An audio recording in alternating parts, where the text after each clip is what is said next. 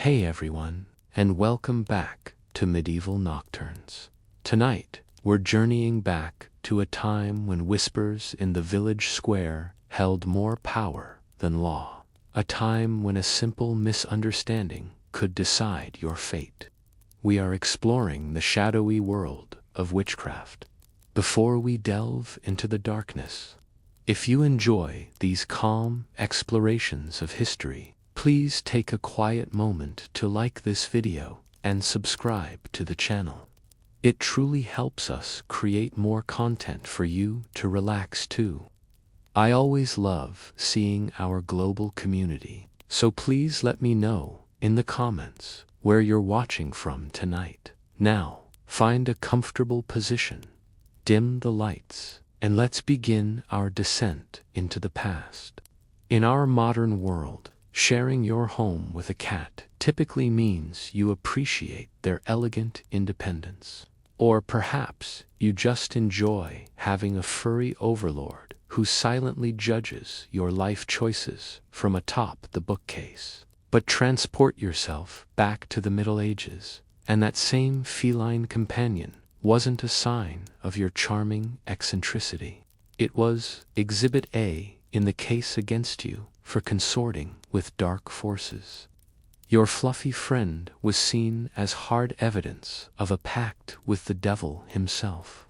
This deep suspicion wasn't just reserved for the sleek, black cats that have become timeless symbols of Halloween folklore. Any cat, regardless of its color or temperament, could be viewed as a familiar, a supernatural entity, often believed to be a demon or an imp in animal form, gifted to a witch by infernal powers as a servant and spy. The very presence of a cat in your home suggested you had an open line of communication with the underworld. These familiars were believed to be far more than mere pets. They were seen as your magical accomplices, your messengers for curses, and your partners in malevolent deeds. So, if your neighbor happened to see you leaving out a saucer of milk, they wouldn't perceive it as a simple act of kindness toward a hungry animal. Instead, they would see you providing sustenance for your demonic assistant, refueling it for a night of dark work. And what about the quiet, one-sided conversations we all have with our pets in the medieval mindset? This was utterly damning. A villager who overheard you cooing, "Have you been a good boy today, Jasper?" might instead process those words as a sinister command, something along the lines of "Go forth and sour the milk of our neighbors, and cause their chickens to cease their laying." Your innocent affections were twisted into incantations. This pervasive paranoia wasn't just confined to village gossip. It received official validation from the highest authority. In the year 1233, Pope Gregory IX issued a papal bull known as Vox in Rama, which explicitly connected cats, particularly black ones, to diabolical rituals and the worship of Satan. This decree essentially provided a divine stamp of approval for the persecution of felines, legitimizing the fear and suspicion that festered across parts of Europe. This led to tragic, large-scale cat killings in some regions, all driven by a fervent and misguided sense of religious duty. In one of history's most bitter and devastating ironies, this very act may have catastrophically exacerbated the horrors of the Black Death that arrived a century later, with fewer cats to control the burgeoning rodent population. Rats flourished. More rats meant more plague-carrying fleas. And when the pestilence swept through, the terrified populace desperately sought a scapegoat. Their gaze, naturally, fell upon the very witches they already blamed for all misfortune. You didn't even need to formally own the cat to be implicated in this web of fear. A simple stray that enjoyed napping on your sun-drenched windowsill could be enough to cast a permanent shadow of suspicion over your entire household. And if that cat hissed or scratched a passerby, it wasn't just an animal being territorial. It was a demonic attack, orchestrated by you from the shadows of your home. Proving that the local stray wasn't possessed, but just had a bad attitude, was a nearly impossible defense in a world primed to believe the absolute worst. Just as the quiet companion in your home could condemn you, so too could the humble contents of your garden. In the modern age, knowing your way around a spice rack is considered a valuable culinary skill, a sign that you appreciate the finer points of flavor. But in the Middle Ages, being too familiar with what grew in the earth, especially its medicinal properties, was a dangerous game. Anything more advanced than knowing salt makes food salty could put you on a direct path to an accusation of witchcraft. The suspicion was rooted in a simple, terrifying paradox. If a remedy was too effective, it could not possibly have come from God. Official medieval medicine was often a grim and uncertain affair, relying heavily on two primary tools: prayer for divine intervention and bloodletting to balance the body's humors. If your method for curing an ailment didn't involve draining a significant portion of the patient's bodily fluids while a priest muttered in Latin, it was widely assumed your knowledge must have come from a much darker, less heavenly source. This was a particularly grave danger for the women who were the traditional keepers of this botanical knowledge. Village healers, wise women, and especially midwives possessed generations of practical, handed-down experience with plants. They knew which leaves could be crushed into a salve for a burn, which roots could be boiled to break a fever, and which flowers could be steeped into a tea to ease a painful cough. To the suffering villager, their work was a blessing, but to a suspicious church official, it was dangerously effective magic that operated outside of approved channels.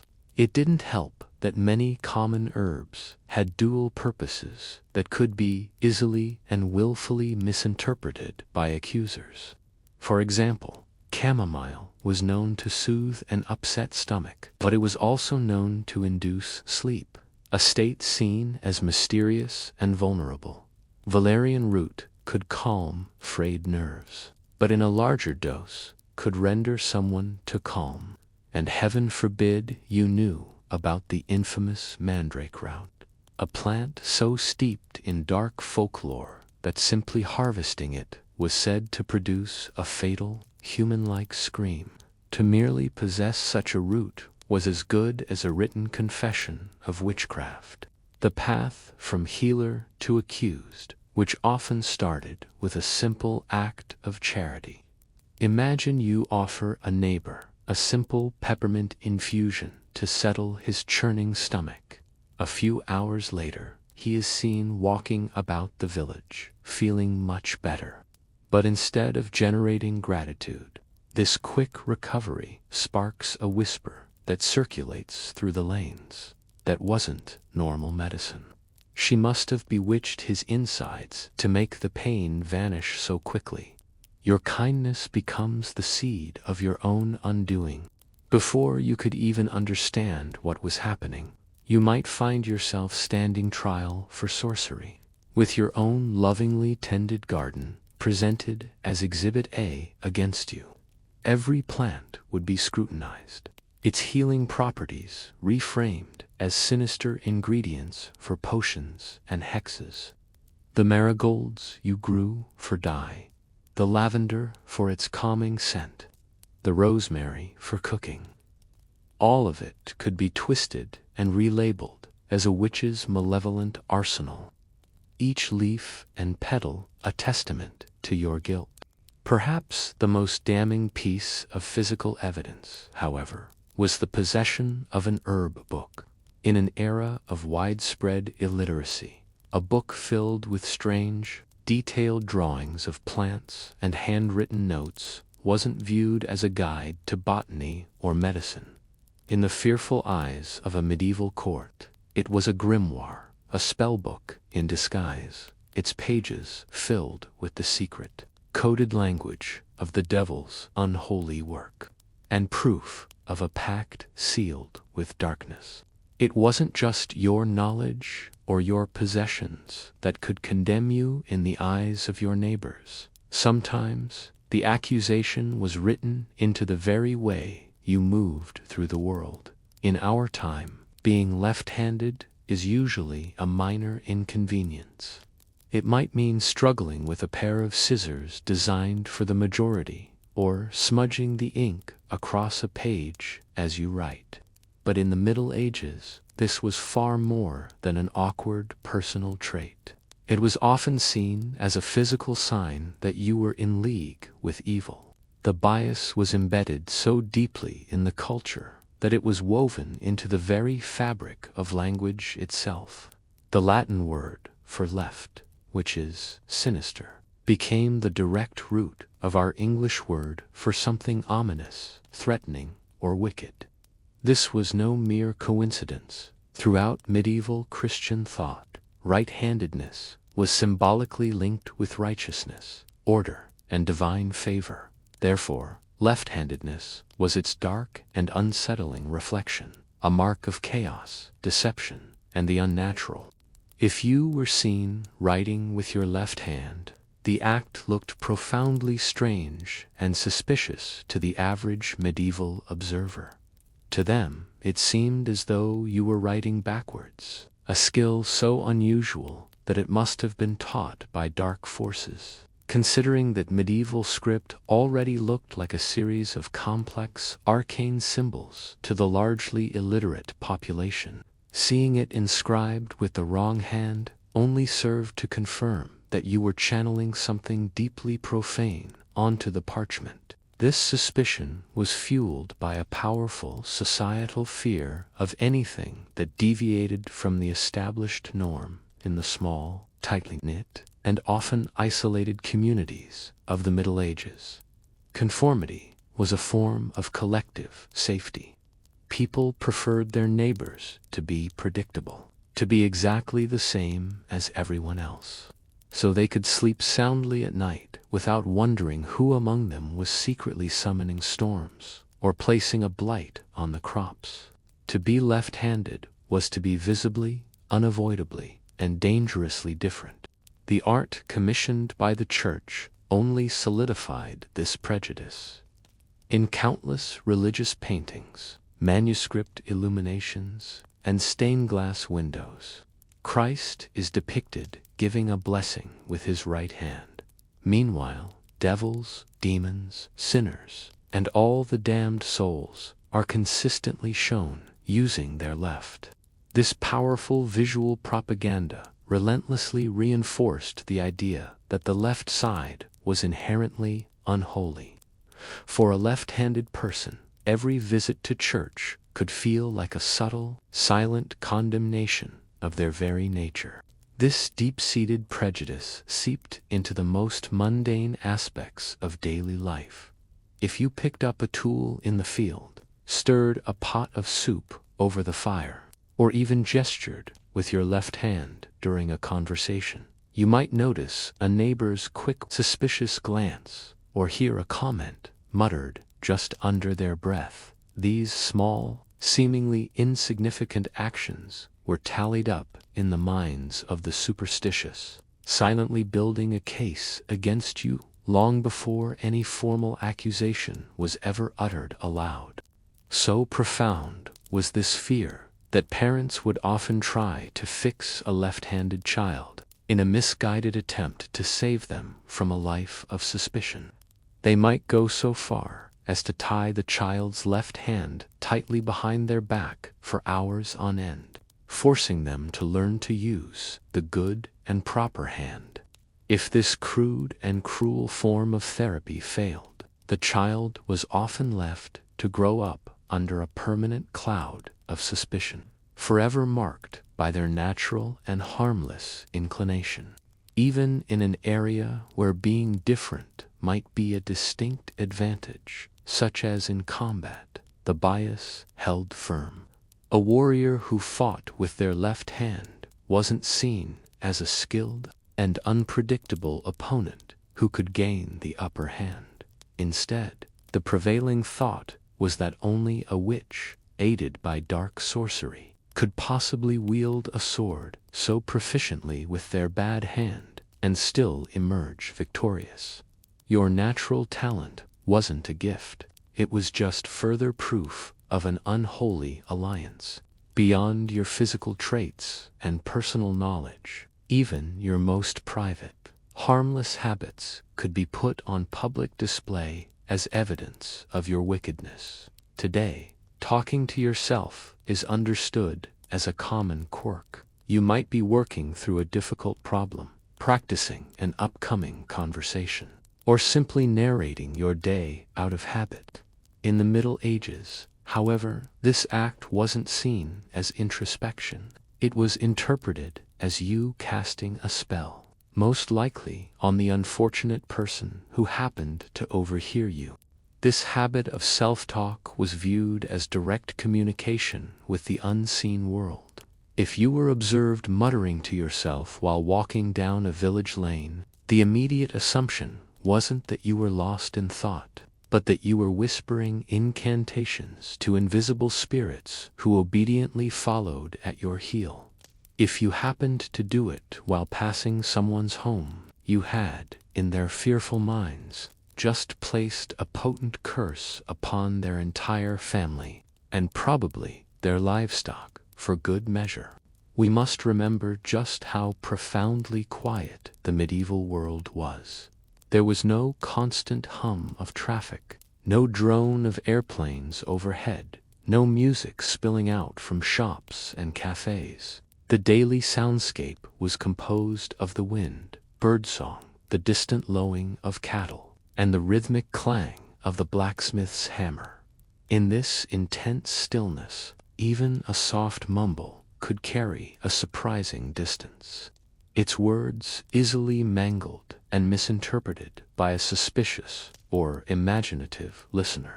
And misinterpretation was almost guaranteed.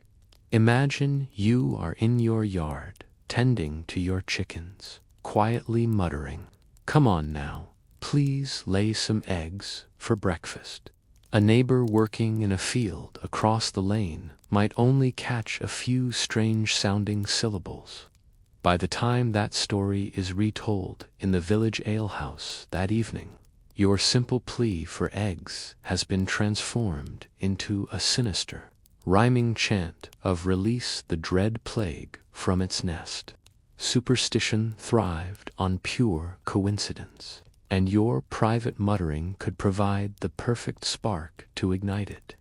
Let's say you are walking home on a blustery evening, grumbling to yourself, "I truly wish this dreadful wind would finally stop rattling the shutters." That night, as weather patterns naturally shift, the wind happens to die down. The very next morning, you might receive a stern knock at your door. It would be the local priest or constable, there to ask by what unholy authority you are controlling the local weather. Even an act of genuine personal piety could easily backfire. Whispering a heartfelt, personal prayer in the privacy of your own garden was a deeply perilous act, unless you were reciting supervised and approved Latin inside the cold stone walls of a church. In full view of a priest, your quiet devotion looked almost identical to the sinister muttering of a witch casting a spell. To an outside observer, private faith was indistinguishable from private sorcery. Talking to animals was, of course, even more damning. You might simply be encouraging your stubborn cow to move along the path, but to a medieval gossip, you were clearly commanding your demonic familiar to carry out some nefarious bidding. This suspicion applied to any animal, but it was especially potent with cats, which already carried the heavy weight of diabolical association. In the eyes of your neighbors, you were never just talking. You were always plotting with your unholy accomplices. Ultimately, people rarely needed much evidence to confirm what they already wanted to believe. If you were already considered strange or reclusive, your habit of muttering while you worked in the garden or mended a fence was all the proof they required. In some historical witch trials, witnesses would solemnly testify in court that they had heard the accused speaking in strange and unknown words, which could have been anything from a half-remembered song in a foreign language to your mental grocery list for the market. Your private habits were dangerous enough, but your public life was a veritable minefield of suspicion. In the medieval village, your social standing was not a simple measure of your personality. It was a constant, perilous tightrope walk over a pit of accusations. Having too many friends could see you condemned, and having too few could do precisely the same. It was, in its own grim way, a flawless system. If the ultimate goal was to make absolutely everyone perpetually paranoid, if you were an unusually popular person, people didn't assume it was because you were naturally charismatic, kind, or perhaps just baked the best bread in the village. No, the logical conclusion in their minds was that you were enchanting people. Quite literally. How else could one possibly explain why half the village would eagerly turn up to help you rethatch your roof, when they wouldn't lift a finger to help their own cousins? Clearly, you must have been brewing secret love potions and sprinkling them into the communal ale. On the other hand, if you preferred a quiet life and generally kept to yourself, the needle of suspicion swung just as wildly in the other direction. Living peacefully, avoiding the endless streams of village gossip, and simply tending to your own affairs was not seen as the mark of a calm and contented spirit. It was treated as a silent confession that you had something to hide, and in the medieval imagination, that something was undoubtedly witchcraft. These solitary individuals made for perfect, convenient scapegoats. When the miller's wheel suddenly broke, a flock of sheep took ill with a mysterious sickness, or the summer ale inexplicably turned sour, a finger would inevitably point toward the quiet, isolated cottage on the edge of the village. Someone would eventually say, "Well, you know who never joins us for the harvest festival. They stay away for a reason." Your absence was not interpreted as a personal preference, but as undeniable proof of your malevolence. These public festivals were particularly treacherous social traps. If you danced with too much skill and energy, you were obviously using your wicked, swaying movements to tempt the good and pious people of the village. If you refused to dance at all, you were seen as standing silently in the corner, casting curses upon those who were enjoying themselves. If you left the celebration early, it was assumed you were sneaking home to perform dark rituals under the moonlight. And if you stayed until the very end, you were clearly just gathering gossip to fuel your next malicious hex. Even your family's reputation offered no reliable shield. If your relatives were well-liked and respected members of the community, whispers might begin that you were using some form of magic to leech off their good name and social standing. If, however, your family was disliked or considered troublesome, then the conclusion was even simpler and more damning. Witchcraft clearly ran in the bloodline, a dark and corrupting inheritance passed down through the generations. The most terrifying aspect of this social trap was that you could not correct your course. Any sudden attempt to change how you were perceived by the community only served to make you look even more suspicious. If you went from being a shy person to a suddenly sociable one, it was seen as a sign that you had been newly converted or influenced by dark forces. And if you went from being social to quiet, you must have sealed a new pact with the devil, and were now plotting something sinister in secret. In the end, your social temperature was always wrong. You were either too warm or too cold, too present or too absent. There was no comfortable middle ground where you could simply exist without intense scrutiny. Your relationships with those around you were not a potential source of comfort, but rather a set of damning data points that could be arranged and rearranged at any moment to build an irrefutable case for your guilt. Among the many vital roles within a medieval village, few were as universally respected or as uniquely dangerous as that of the midwife. She was a figure of immense practical importance, holding the well-being of mothers and children in her hands. Yet her position was profoundly precarious. In the deeply uncertain and terrifying world of childbirth, she walked a razor's edge. If a mother and baby survived a difficult birth, she might be thanked, but it could also be whispered that she had used dark arts to achieve it if they did not survive. It was concluded that she had clearly sacrificed them to the devil. We must first understand that birth in the Middle Ages was a perilous journey with no scientific knowledge of germs, no antibiotics, and no modern surgical procedures. Survival rates for both mother and child were tragically low. Complications that are routine and manageable today were often fatal then, in a world desperate for explanations that went beyond simple, cruel luck or divine will. The midwife was the most immediate and convenient person to hold responsible when tragedy inevitably struck. Her presence at the scene made her the primary suspect.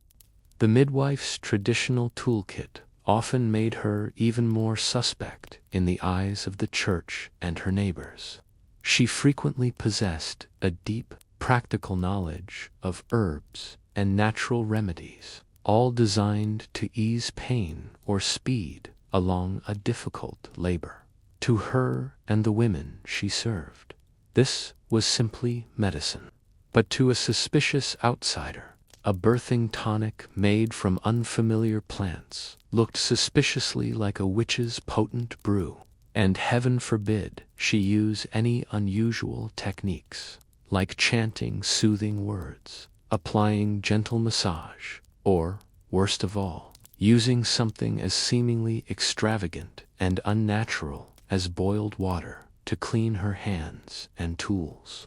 Beyond her medical skills, the midwife was a keeper of the village's most intimate and sensitive secrets. She knew which pregnancies were celebrated and which were carefully hidden. She knew which children were born strong and which were born with ailments that might be seen as a mark of sin. She sometimes knew, better than anyone, which newborn child bore a suspicious resemblance to the local blacksmith instead of the woman's actual husband. This kind of private knowledge was a form of power, and in a small, insular community, that power made people deeply nervous. Imagine a long and harrowing labor that finally ends with the sound of a healthy baby's cry. The family is overcome with relief and gratitude. But in the days that follow, a different story begins to take shape in the village. The child was stuck. They say the mother was fading. And then the midwife muttered something under her breath, and the baby was suddenly born, safe and sound. It wasn't a miracle from God. The gossips would conclude. It was a dark bargain she must have made, perhaps trading another, unseen soul for the life of this one. Now, imagine the opposite and far more common scenario. The birth ends in heartbreak. A grieving husband and a distraught family, consumed by an unbearable pain and confusion, desperately need someone to blame for their loss. The midwife becomes the perfect target. Their sorrow quickly twists into rage and suspicion. She must have held a grudge. She must have been careless on purpose, or, in the darkest and most common interpretation, she intentionally sacrificed the innocent child in some sort of demonic, unholy ritual. Sometimes an accusation had nothing to do with the birth itself, but was born of simple human malice, a jealous rival, perhaps another woman who dabbled in healing, or even a disgruntled neighbor with an old score to settle, could use a difficult birth as an opportunity to strike.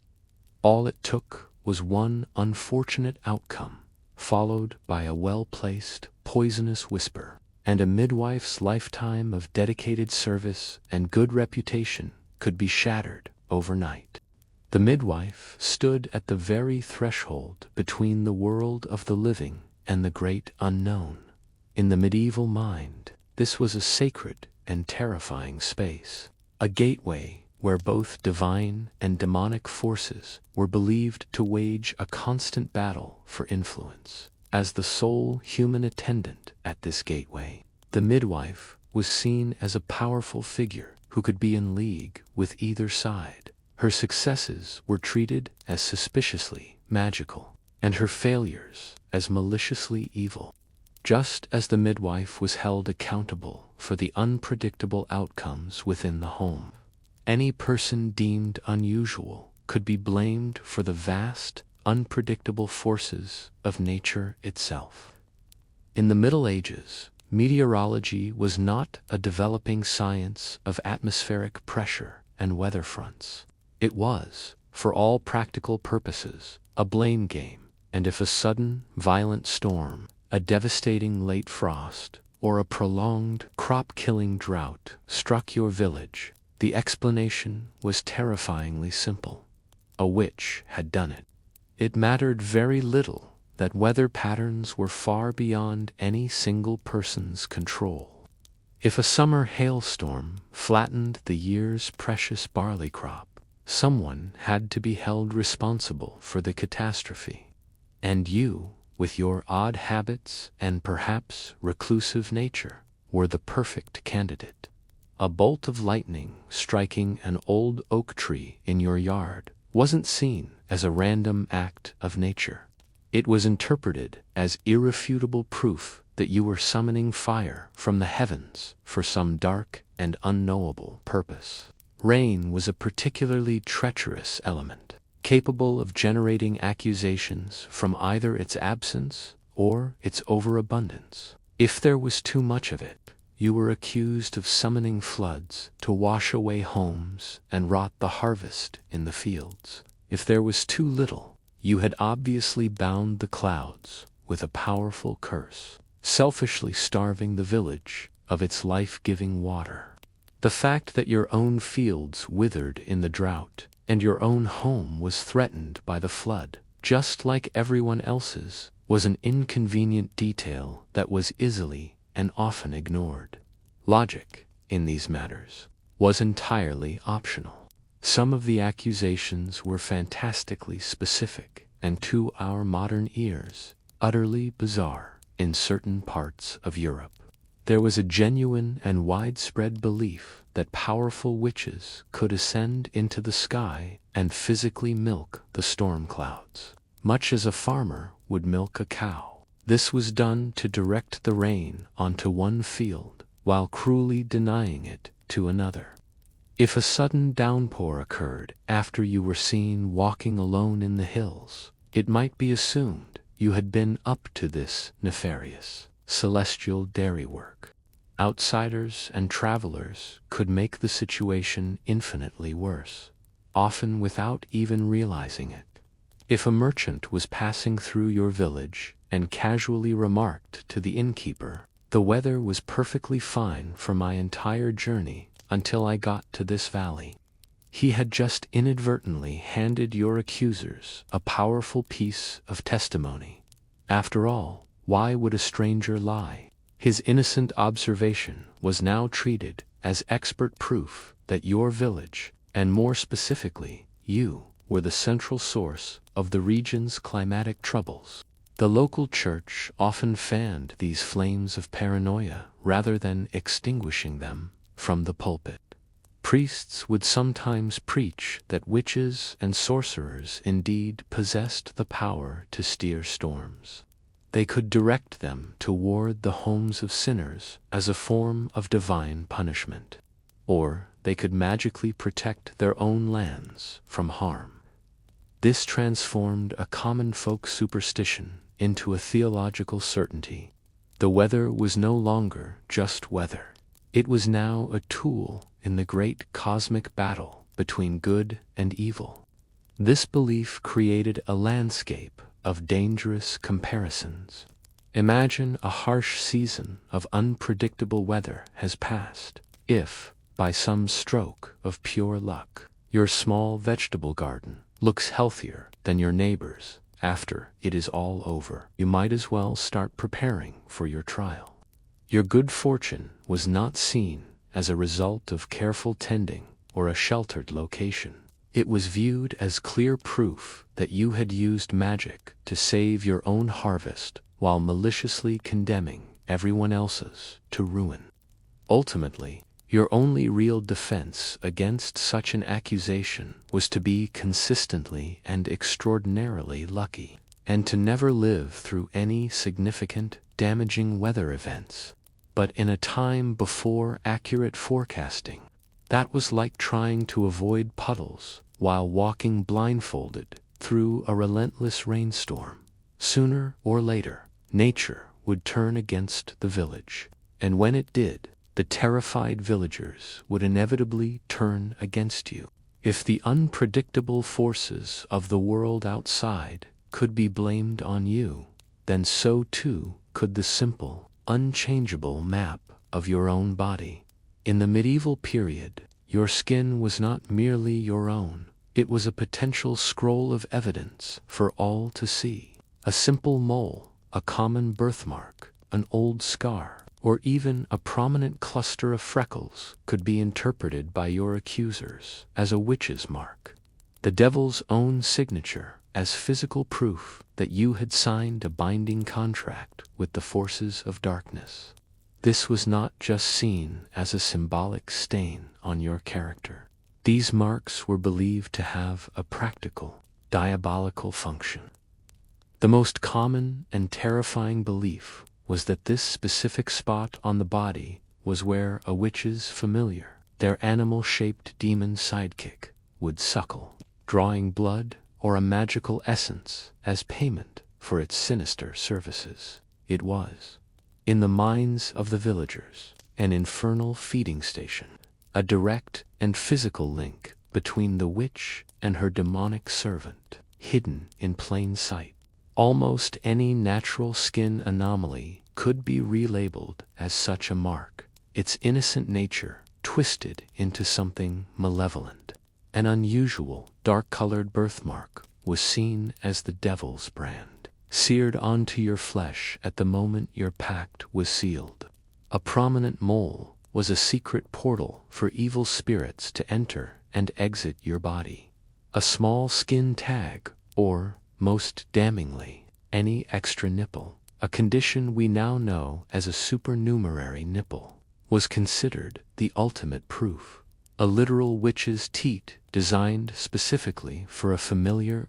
Professional witch hunters even developed a grim and supposedly foolproof method for positively identifying these marks. During an interrogation, the accused would be stripped, often publicly, and their entire body examined for anything suspicious.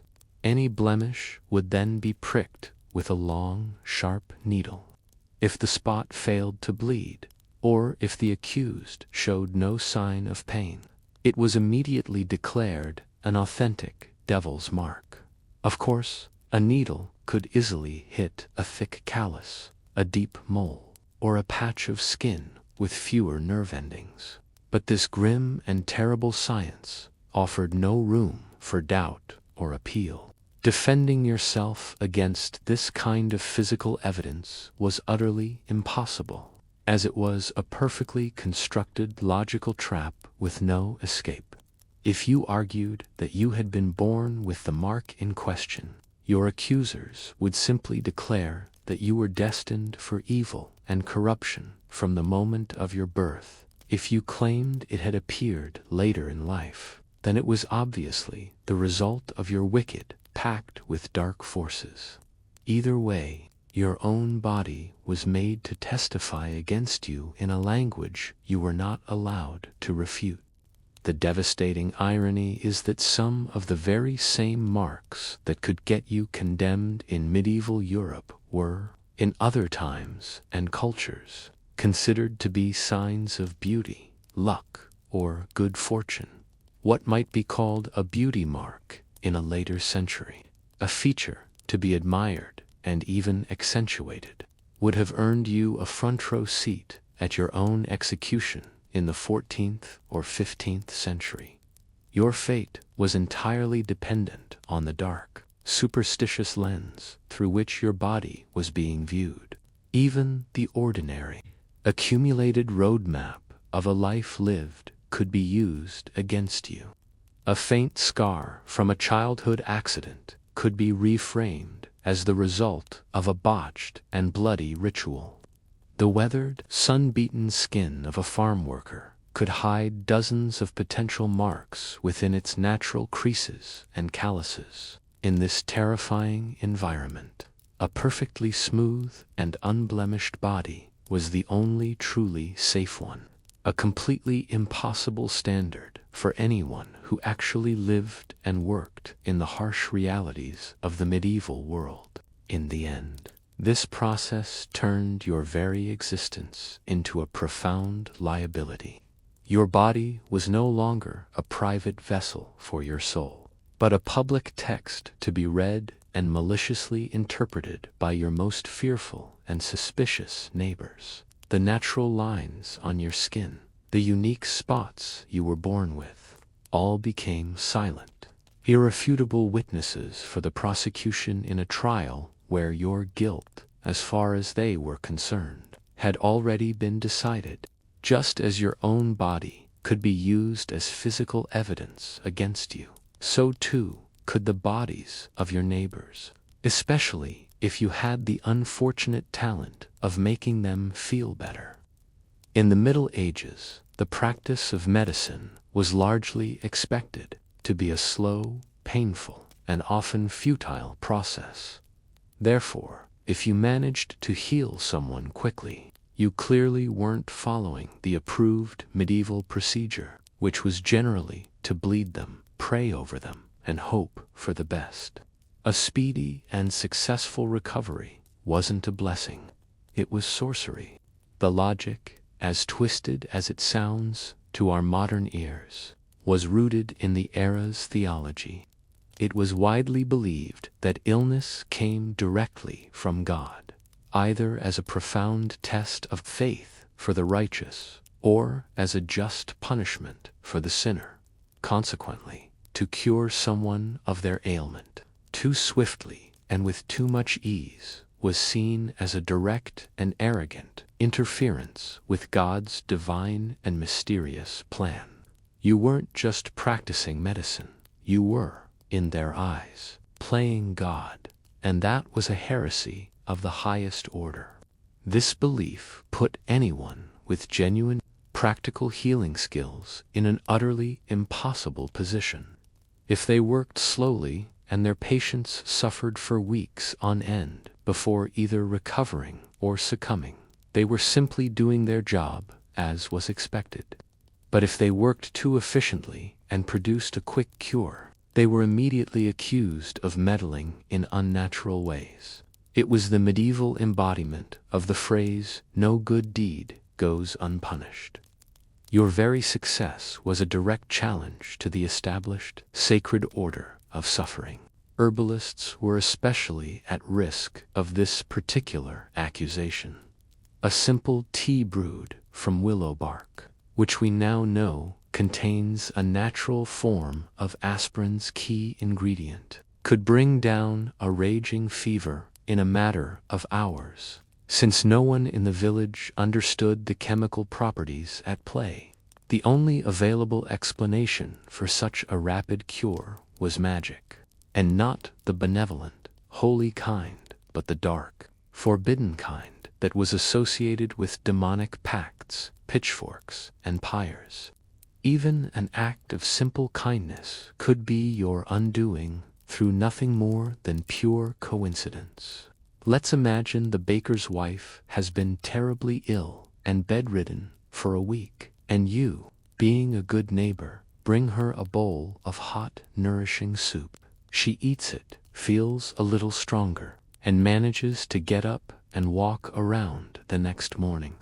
Instead of being thanked for your charity, you soon become the subject of fearful whispers. You must have used a resurrection spell. Your simple chicken broth is now Exhibit A in your impending witchcraft trial. And, heaven forbid, you healed someone the local priest or magistrate happened to dislike. If the patient was an unpopular or troublesome figure in the village, their miraculous recovery at your hands might be seen as proof that you were allied with the wrong sort of people. Suddenly, you weren't just a witch who could heal. You were a witch who was actively helping and protecting the village's known sinners, making you a double threat to the established moral and social order. To make matters even worse, many skilled healers did, in fact, keep their recipes and methods a closely guarded secret. This was often not because their knowledge was magical in nature, but because it was their livelihood, and they didn't want their rivals or apprentices stealing their trade. Unfortunately, in a paranoid and superstitious environment, this professional secrecy was all the proof anyone needed to accuse you of hoarding forbidden, occult knowledge obtained from a demonic source. In this upside-down world of fear and suspicion, the most dangerous thing a healer could possibly be was effective.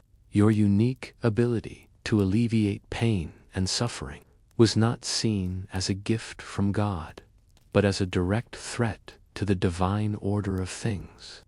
The surest way to remain safe while practicing any form of medicine in the Middle Ages was, ironically, to not be too good at it. Your competence was, in itself, your crime.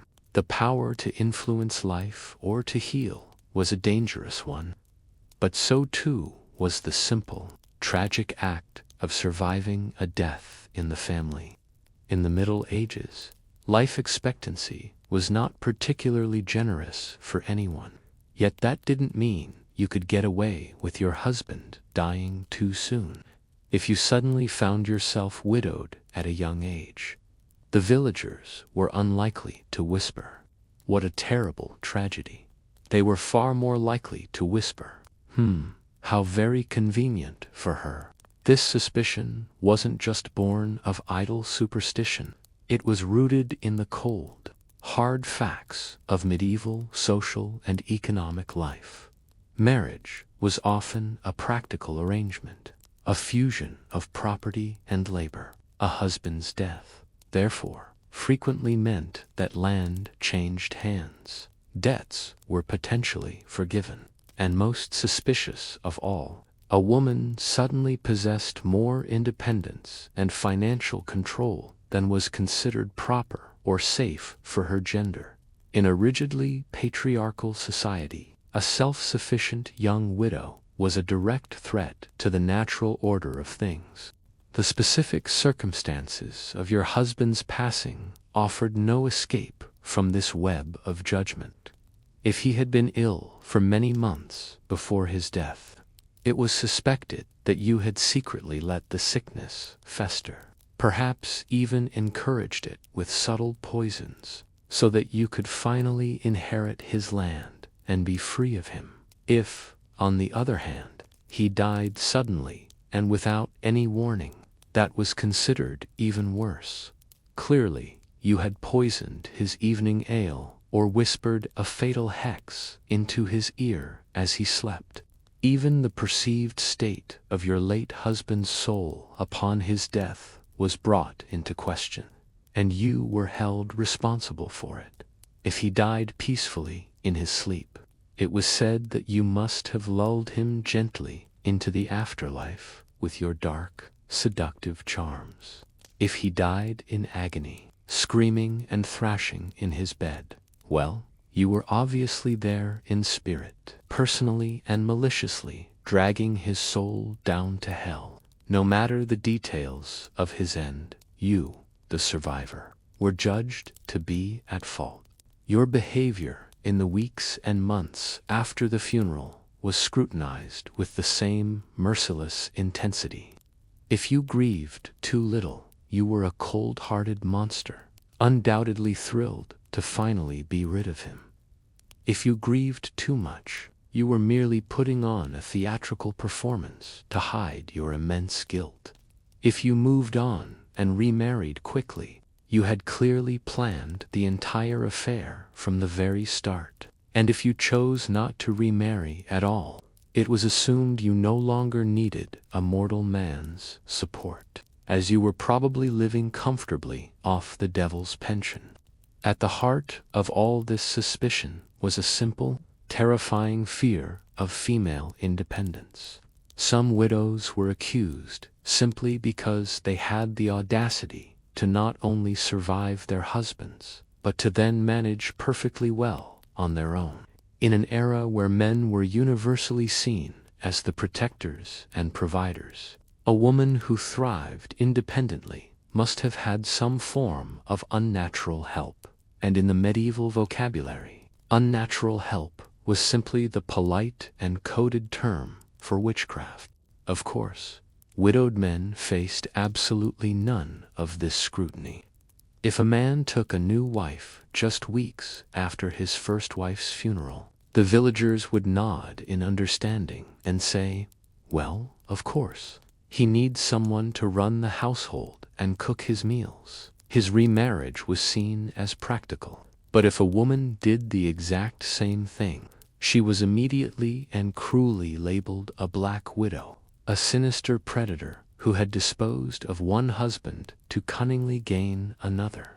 Ultimately, a young widow represented a dangerous disruption to the established order. She was a woman who had broken free from direct male control, who now controlled property, and whose personal story was intimately and mysteriously tied to a recent death. This potent combination of newfound independence, potential financial power, and proximity to mortality made her one of the most vulnerable and tempting targets for a witchcraft accusation in the entire village. If your social status as a widow could be used to condemn you, then so too could the simple, inanimate objects you kept in your home. In the Middle Ages, the bar for what was considered an unusual possession was set remarkably and dangerously low. Something as mundane as a strangely shaped spoon, a particularly shiny rock you found by a river, or a book filled with text you couldn't read could land you in front of the local magistrate, forced to explain why you were not. In fact, the unspoken rule of thumb was simple. If people didn't recognize it, it was probably dangerous. In a world where most people's experience with technology stopped at the plow and the spinning wheel, even the most basic scientific instruments were often viewed as tools of black magic. A magnetic compass was not a clever navigational aid. It was a form of witchcraft used to bend direction to your will. A simple magnifying glass was not for seeing things up close. It was a demonic tool for sorcery. And heaven help you if you owned a seashell but lived hundreds of miles from the coast. It was obviously a cursed object. gifted to you by a sinister mermaid you had bribed with your soul. Books were perhaps the most dangerous objects of all, with literacy rates being abysmally low for the general population. The average person viewed written text as a suspicious and mysterious art form, almost like drawing complex symbols for demons to interpret, an illustrated guide to medicinal herbs, as we've discussed, could easily be mistaken for a book of spells, and a simple family recipe written down on a piece of parchment might be seen by an illiterate accuser as a dangerous grimoire for summoning delicious yet demonstrably evil spirits. Sometimes the unusual object in question was simply something foreign. As trade routes slowly expanded, goods from distant regions could be both beautiful and exotic. But to your neighbors, they screamed, this person has been somewhere strange and has picked up otherworldly knowledge. A small, carved wooden figurine from a faraway market was not just a souvenir. It was seen as a protective idol, not for you, but for the demonic forces you were allegedly consorting with. Your curiosity was reframed as a connection to the profane. Imagine finding a smooth, dark stone by the river, one with a natural water-worn hole running through it. You pick it up, admiring its unique shape, and decide to place it on your windowsill as a simple decoration.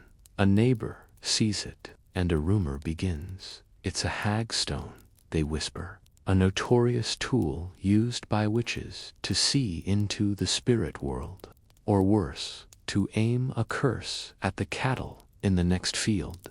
Your innocent geological curiosity has just become a central and damning piece of evidence against you.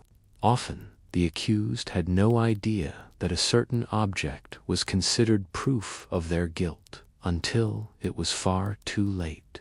Many historical witch trial records include dramatic moments where an inquisitor would search a person's home and triumphantly produce something from a dusty corner, a dried flower hanging from a beam, a bottle of unfamiliar scented oil, or a strange piece of carved wood, and declare it to be an instrument of witchcraft. You might think, that's just a keepsake my grandmother left me, but to the court, it was Exhibit A in the case of you versus eternal damnation. It wasn't always about the exotic or the foreign, even familiar. Everyday objects could become suspect if they were altered or appeared unusual in any way. A farming tool that you had cleverly modified to better suit your grip, a piece of yarn that you had dyed a brilliant color no one had seen before, or even a piece of furniture with a peculiar and unfamiliar carving could be held up as proof of your unnatural and therefore wicked tendencies. Anything that broke the mold of the common and the known was a potential threat. In a world where most people's entire lives were confined to a few square miles, the line between unfamiliar and unholy was dangerously, almost invisibly thin. The personal objects you collected throughout your life were not truly your own. They were a public display, a collection of potential evidence that was simply waiting for a fearful or a malicious neighbor to give each item a dark and deadly interpretation. Just as your physical possessions could be misinterpreted as tools of evil, so too could your own fleeting emotions. In the rigid social landscape of the Middle Ages, timing wasn't just important for a successful harvest. It was the critical difference between being a harmless villager and being seen as the devil's jester. If you happened to laugh at the wrong moment, you might as well have been gathering the kindling for your own execution, because your joy would be seen as proof of your corruption. The most perilous place to express any form of mirth was without question the local church. If you let out so much as a smirk, during a solemn and lengthy sermon. It was practically a signed confession of your guilt. The devil, it was widely believed, was whispering blasphemous jokes directly into your ear specifically to mock the holy proceedings and distract the faithful from God's word. It wouldn't matter if the priest had just mispronounced a Latin phrase so badly it sounded like a blessing for a farm animal. Your smile was now solid evidence of demonic possession. Funerals were another social and emotional minefield where the wrong reaction could prove fatal. A community expected and demanded a performance of somber, respectable grief. But if you happened to crack a smile or let out a quiet chuckle, perhaps because a nervous pallbearer stumbled, or because you were suddenly struck by a warm, funny memory of the person who had passed, the village gossip network would instantly shift into overdrive. "She isn't sad," they would whisper to one another. "She's pleased. She must have been the one who caused this." Even your most harmless and private thoughts could betray you in a public setting. Imagine the village elder is telling a long and rather dull story about grain shipments, and your mind begins to wander.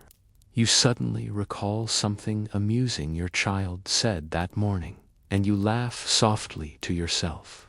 In that moment, everyone assumes you are not laughing at your own memory, but are sharing a cruel, invisible joke with your demonic familiar, likely at the expense of the respected elder. But the suspicion wasn't just about what you laughed at, it was also about when you failed to laugh. If the local lord of the manor told a heavy-handed joke to his audience, and you failed to force out a polite chuckle, people might wonder if you were instead silently casting a curse upon him. You were trapped in an impossible situation. Laugh too much, laugh too little, or laugh in the wrong tone. And any of these could be classified by a suspicious mind as a clear sign of witchcraft. And, heaven forbid, your laugh itself simply sounded strange to someone's ear. A loud, uninhibited cackle, a snorting giggle, or an unusually high-pitched sound was an open invitation for immediate accusations. Villagers held a firm belief that witches had unnatural, unsettling laughs that set them apart from good, pious Christian folk. It was of no consequence that the local ale, after a few mugs, could make just about anyone sound like a deranged hyena. The miller's tale drones on, a winding and monotonous account of bushels and grinding stones. Your mind drifts to the comical sight of a pig slipping in the mud earlier that day. A small snort of laughter escapes your lips. The miller stops talking. The entire room goes quiet. All eyes are on you, in their minds. You haven't just been rude. You've revealed your secret connection to the unseen world. A world that finds cruel humor in the misfortunes, or in this case, the sheer boredom of good people. The ultimate irony is that in an era when life was so often short, brutal, and filled with hardship and plague, laughter should have been considered a rare and precious blessing, a gift of relief. Instead, it was treated like a dangerous and volatile substance, a contraband emotion that you had to ration out with extreme care, lest it be confiscated by your accusers and presented as the key evidence in the trial for your very soul. If a simple misplaced laugh in a crowd could isolate you from your neighbors, then choosing to physically isolate yourself from them was tantamount to a full, signed confession. In our contemporary world, living alone is often seen as a sign of independence, a quiet achievement, or a peaceful personal choice. But in the Middle Ages, it was not viewed as peaceful solitude. It was considered suspicious isolation. If you were not part of a bustling, crowded household, it was assumed you had something serious to hide, and according to popular opinion, that something was probably a bubbling cauldron and a sign packed with Satan. To understand this deep-seated fear, we have to remember that people rarely, if ever, actually chose to live by themselves. Back then, huge extended families were often crammed into small, one-room cottages. Apprentices bunked in the same space as their masters, and widows, as we've discussed, were typically expected to move in with their relatives. Privacy was a bizarre, almost unimaginable luxury that almost no one had, and frankly, it was a luxury no one was supposed to want.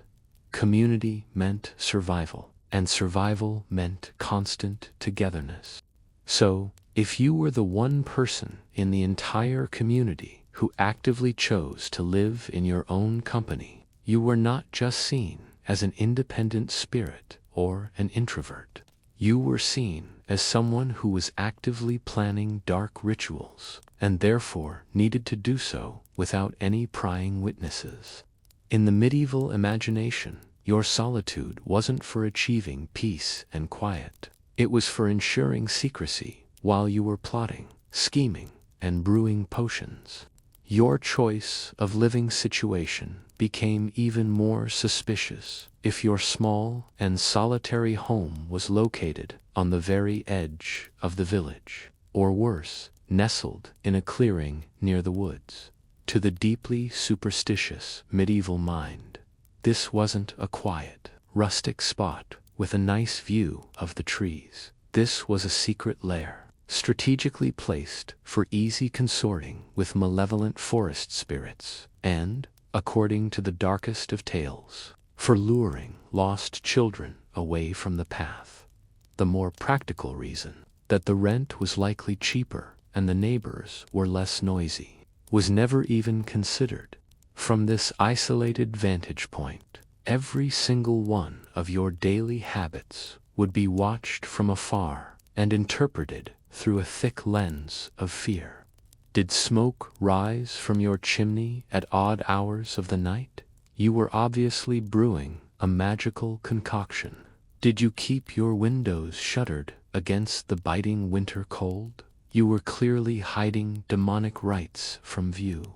Did you light a single candle late into the night to see what you were doing? You must have been communicating with evil spirits, because no ordinary, pious person would ever need a light for a mundane task like mending their socks or reading a book. It also did not help that most people in the Middle Ages associated solitary living with two very specific types of figures: strange, zealous religious hermits, or mysterious and eccentric folk healers. Both of these groups already hovered in that precarious gray area between being considered holy and heretical. So, by simply choosing to live alone, you automatically placed yourself in this dangerous and ambiguous category, and a single angry neighbor's accusation could be enough to push you straight into the territory of a burnable offense. Your simple, practical life was constantly being rewritten by others into a profane narrative. You chose the cottage by the woods for the cheap and abundant firewood, but they said you chose it to be closer to your demon masters. You treasured the silence because you found it calming, but they insisted you needed it to better hear the whispers of evil spirits. Your quiet desire for a simple, uncomplicated life was seen as the perfect cover story for a life of complex and unforgivable evil. In a society that was built on the very principle of communal living, mutual dependence, and constant social oversight, the act of willingly living apart was seen as a radical rejection of the community itself. This rejection was not interpreted as a personal choice. It was seen as a clear and definitive sign that you had already pledged your allegiance to another, much darker community, one made of shadows, spirits, and demons. If living a life of solitude made people wonder what you were plotting in secret, then speaking aloud about the future made them absolutely certain that you were drawing upon a secret and forbidden source of knowledge. In the Middle Ages, making a prediction, any prediction at all, was like walking into a crowded tavern, announcing you carried the plague, and then expecting people to buy you a drink. It was simply not going to end well for you. You didn't need to prophesy the fall of a king. Casually guessing that it might rain tomorrow was often more than enough to have you branded as a witch. The true danger of this lay in the selective and fearful memory of your neighbors. People would conveniently forget the dozen times your casual predictions were wrong. But they would remember, with a chilling and crystal clarity, the one time you just happened to be right. That single, lucky guess would be polished and retold throughout the village until it was no longer seen as a mere coincidence, but as undeniable proof of your supernatural and most likely malevolent abilities. Imagine you are making small talk in the market, commenting on the strange color of the clouds on the horizon and idly suggesting that a big storm might be on its way. A week later, a summer squall does indeed roll in, and a bolt of lightning strikes the old church steeple. It no longer matters that you were just making a casual observation based on experience. In the village's collective memory, you didn't just predict the storm, you summoned it and maliciously aimed it at the very heart of the community. Even the most completely obvious predictions could get you into terrible trouble. Anyone with eyes in their head could see the sky darkening in the west and smell the distinct scent of rain on the wind. But if you were the one to mention it aloud, just moments before the first drops began to fall, if you happened to be carrying anything remotely suspicious at the time, like a basket of herbs or an oddly shaped walking stick, you might as well skip the impending accusations and head straight to the trial phase yourself. And the dangerous predictions didn't have to be about the weather. If you, having grown up around farm animals, guessed that a neighbor's cow might be pregnant, you weren't seen as being experienced. You were reading the signs. And if that cow later gave birth to a calf that had any unusual markings or ailments, people would swear that you had cursed it in the womb for your own dark and twisted amusement. The ultimate irony was that certain respected male-dominated professions actively relied on making predictions. Shepherds, farmers, and sailors all had to make educated guesses about the changing of the seasons, the direction of the winds, displayed even a hint of the exact same foresight. You were seen as a direct threat to the natural and church-approved order of the world. Worst of all, predicting something good could be just as dangerous as predicting a disaster. If a woman in the village was expecting a child and you smiled and said, "I have a strong feeling it will be a healthy boy," and you turned out to be right, the only answer that made any sense to them was, of course, magic. In the medieval Christian worldview, the future belonged exclusively to God. It was His divine, unknowable, and sacred plan. To claim any special insight into it, no matter how small or insignificant, was to commit an act of profound arrogance and blasphemy. It suggested that you had access to a source of information that was not divine. Your foresight was not a gift. It was a theft from heaven, likely paid for by a terrible pact that was made in hell. If claiming to know the future was a crime against God's divine plan, then actually living far into that future was often seen as a crime against the natural order of life and death itself. In the Middle Ages, growing old was not an achievement to be automatically respected with reverence and wisdom, a deeply suspicious state of being. In a world where survival was a constant and brutal daily struggle, living too long practically screamed that you had been cheating, and the only way to cheat death was through sorcery. The average life expectancy for much of this period hovered around a grim 30 or 40 years. A life constantly under threat from disease, famine, childbirth, and warfare. So, if you were still shuffling through the village at the ripe old age of 70, the question from your younger neighbors wasn't, "What is your secret to a long and healthy life?" It was far more likely to be, "Whose soul did you have to steal to get here?" Longevity was viewed less as the result of good genes or a healthy constitution, and more as the sinister byproduct of a dark pact that artificially extended one's years. The risk of accusation only grew as you outlived your own generation, with fewer and fewer people around who could remember you as a young, ordinary child or a hard-working parent. Your personal history became a blank slate for the village to write upon with its fears. You could be recast in their collective memory as anything they wished. The mysterious midwife from decades ago who was present at a strange birth, the bitter neighbor who once was thought to have cursed a fence post, or the woman who eerily and correctly predicted a famous rainstorm in the summer of 1346. Even the most normal and unavoidable physical signs of aging were twisted into evidence that would work against you. Wrinkled skin was not seen as a map of a life lived, filled with experience. It was reinterpreted as proof that the devil had marked you repeatedly over the years. A hunched back was not from a lifetime of hard, back-breaking labor in the fields.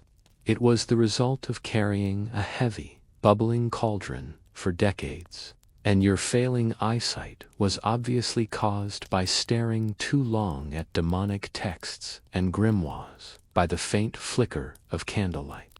Older women were particularly and tragically vulnerable to these accusations, forming the historical basis for the stereotypical crone, which, often widowed and thus without a husband for social protection and long past their childbearing years, they were seen by the deeply patriarchal society as socially adrift and purposeless. It was therefore logical, in the medieval mindset, that such a woman would be far more likely to seek power or companionship from less reputable sources, such as familiar spirits, demons, or the devil himself. And heaven help you if you were still mentally sharp in your old age. In a society where most people were illiterate and knowledge was passed down orally, often becoming distorted over time, an elderly person who remembered historical events with perfect clarity, or who still possessed sound judgment, was not seen as wise. They were seen as dangerous. A living library of forbidden and ancient knowledge that must have been acquired and preserved over their unnaturally prolonged lifespan. Imagine an old woman, her back bent with the aches of a long life, but her eyes still sharp and bright. She is still spry enough to gather her own firewood from the edge of the woods and tend to her small garden of vegetables. This vitality, which we would admire today as a sign of resilience, was a source of profound fear back then. Her strength wasn't natural. It had to be coming from somewhere else.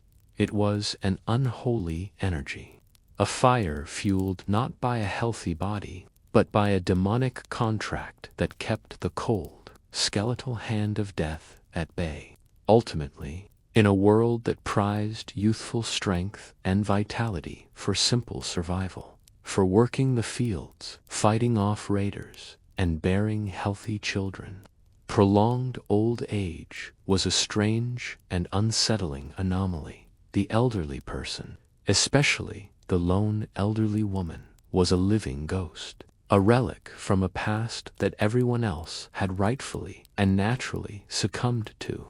This perceived defiance of the brutal, swift order of life and death made them the final and perhaps the most tragic scapegoat of all. The fear of the witch in the village was a fear of the enemy within, a hidden corruption that could rot a community from the inside out with whispers and accusations. But as the Middle Ages matured and entered its long, dramatic twilight, Europe was also consumed by a different kind of conflict, one fought not in the shadows of the village square, but on the vast, open fields of France with longbows, knights, and siege engines. We now turn our attention from the fear of the individual to the grand and violent feud between kingdoms, the conflict we would come to know as the 100 Years' War. In the early 14th century, the kingdoms of England and France were two great, intertwined rivals. Their royal houses were linked by a complex web of marriages. Their nobles often held lands in both realms, and their histories were knotted together in a tapestry of alliance and deep-seated animosity. France was the great continental power of Christendom, wealthy, populous, and proud. England was a smaller, often scrappier, island kingdom, but one with a fierce and formidable martial tradition and a growing, ambitious hunger for prestige.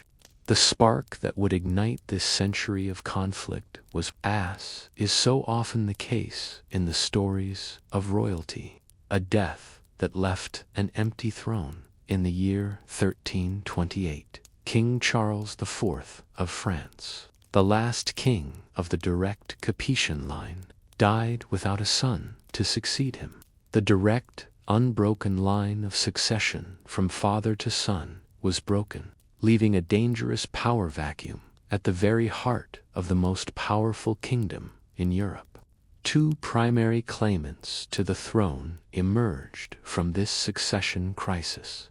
The first was Philip of Valois, a French cousin of the late king. The powerful French nobility, deeply wary of any foreign influence, quickly and decisively rallied around him as their chosen candidate. The second claimant was younger, more ambitious, and an ocean away. The formidable King Edward III of England. His claim was potent and, by the laws of blood, quite direct. His mother, Isabella, was the sister of the dead French king, making Edward his nephew. However, the French Assembly of Nobles invoked an ancient Frankish legal tradition known as Salic law. They argued that this code forbade the crown of France from ever passing to a female or through a female line.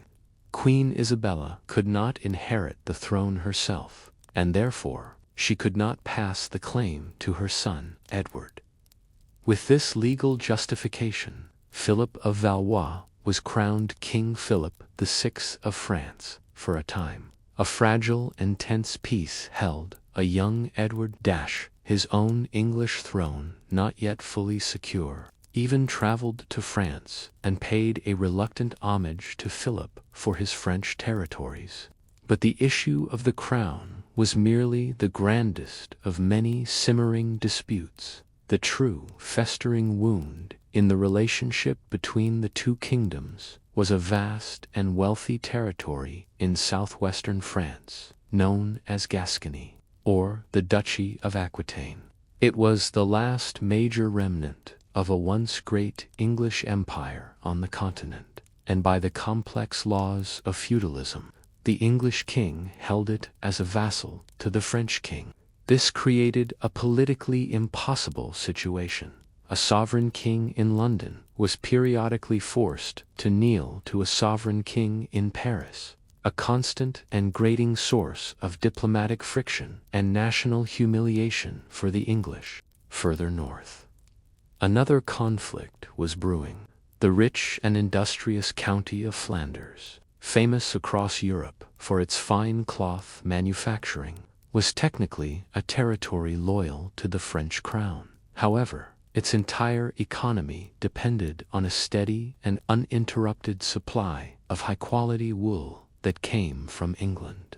This deep economic interdependence gave the English king immense leverage, allowing him to stir up trouble for the French crown by supporting the fiercely independent Flemish cities in their frequent rebellions against their French overlords.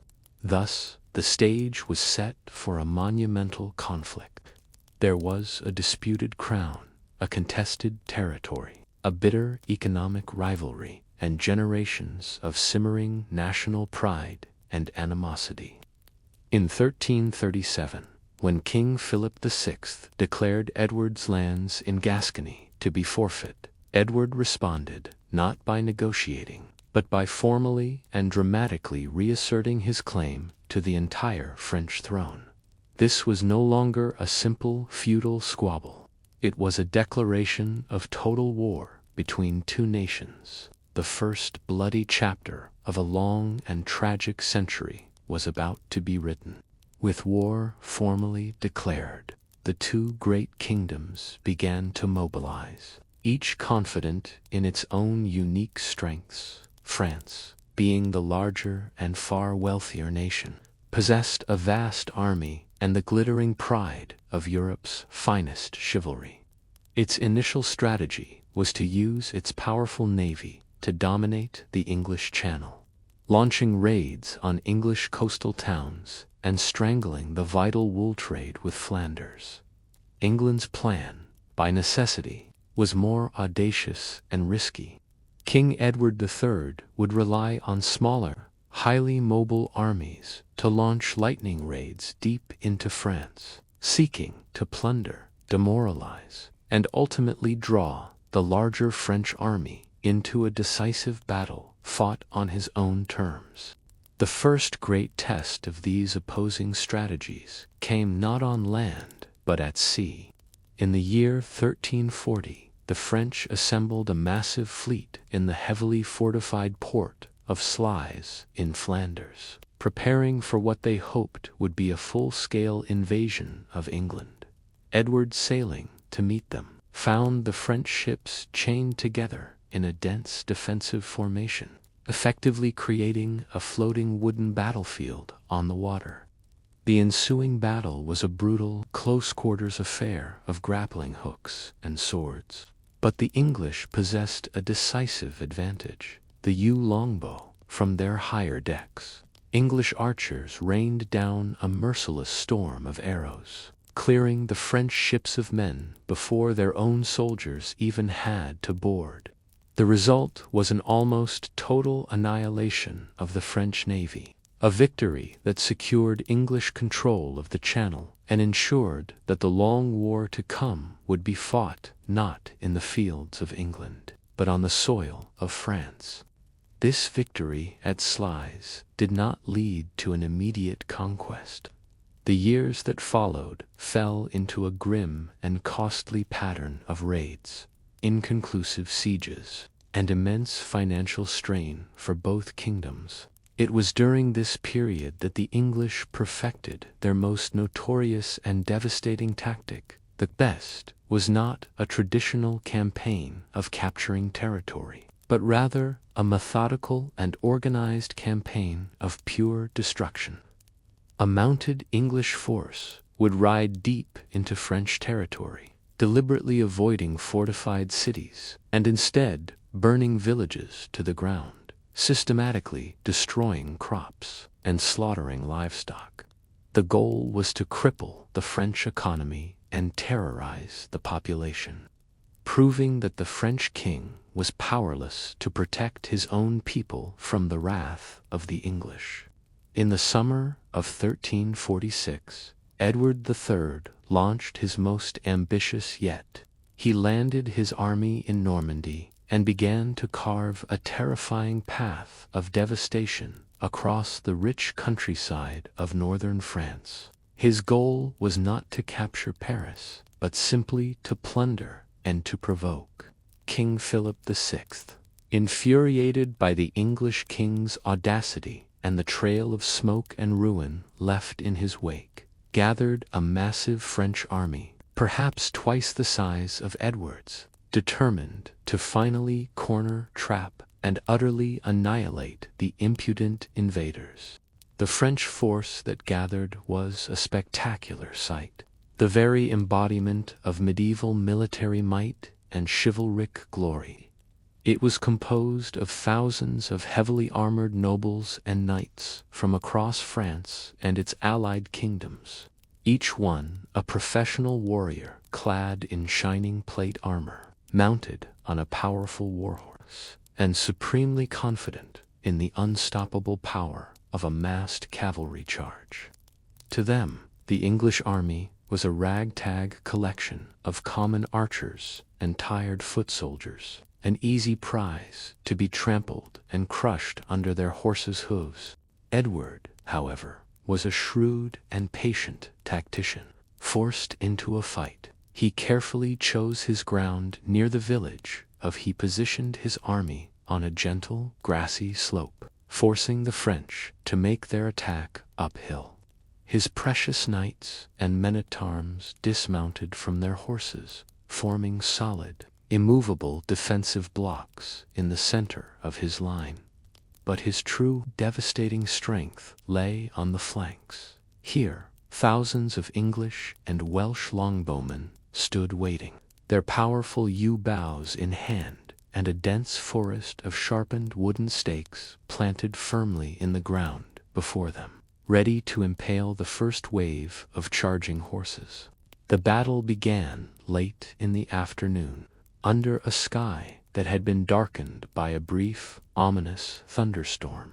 The French sent their hired Genoese crossbowmen forward, first to soften the English line, but their bowstrings were damp and slack from the rain, severely reducing their range and power. As they advanced up the slope, they were met by a terrifying storm of a different kind. The English longbowmen, who could loose their arrows at a much faster rate, unleashed a torrent of steel-tipped shafts that fell upon the Genoese with devastating, horrific effect. They broke and fled in terror. Enraged by this display of perceived cowardice, the French knights began their glorious charge, trampling over the retreating Genoese in their aristocratic haste to get to the English lines. But as they charged up the now muddy and blood-soaked slope, they rode directly into the same relentless storm of arrows. The longbows proved to be a gruesome equalizer, piercing even the finest plate armor and felling horses, turning the glorious charge into a chaotic and bloody tangle of dying men and beasts. Wave after wave of French nobility charged with immense bravery, and wave after wave was cut to pieces before they could even reach the English line. By nightfall, the flower of French chivalry lay dead on the field. The Battle of was a catastrophic defeat for France, and it sent a shockwave of disbelief across all of Europe. The age of the mounted knight was beginning its slow, painful end. The fields fell silent, littered with the bodies of France's greatest nobles under the pale light of the moon. King Edward's army had won a victory that would be told in stories and songs for centuries to come, but they were also exhausted, deep in enemy territory, and a long way from the safety of England. A single glorious battle, Edward knew, could not win the war. He needed something more tangible, more permanent, a secure foothold on the continent, a reliable port that could serve as a permanent gateway for English armies and supplies for the long conflict ahead. His eyes fell upon the strategic northern port city of Calais. It was heavily fortified, protected by marshes and the sea, and was the closest major French port to the shores of England. realizing that a direct assault on its formidable walls would be suicidal for his weary army. Edward decided on a different, more patient and cruel strategy. He would not storm the walls of Calais. He would starve the city into submission. The English army encircled the city, but they did more than just dig trenches. They built a massive, sprawling camp of their own, complete with streets, markets, and wooden houses. A temporary English town named Villeneuve-la-Hardy. They were not merely besieging Calais, they were preparing to outlast it. For 11 long and grueling months, the citizens of Calais held out with incredible fortitude, hoping a French relief army would arrive. But inside the city walls, life devolved into a slow-motion nightmare. Food supplies dwindled and then vanished completely. The people were reduced to eating their horses, then their cats and dogs, then the rats in the alleys, and finally, the boiled leather from their own shoes and belts. King Philip VI did eventually raise an army to relieve the siege, but he found the English defensive works too formidable to attack and was forced to retreat in humiliation, abandoning Calais to its grim fate. Finally, with no hope of rescue and on the brink of mass starvation, the city surrendered.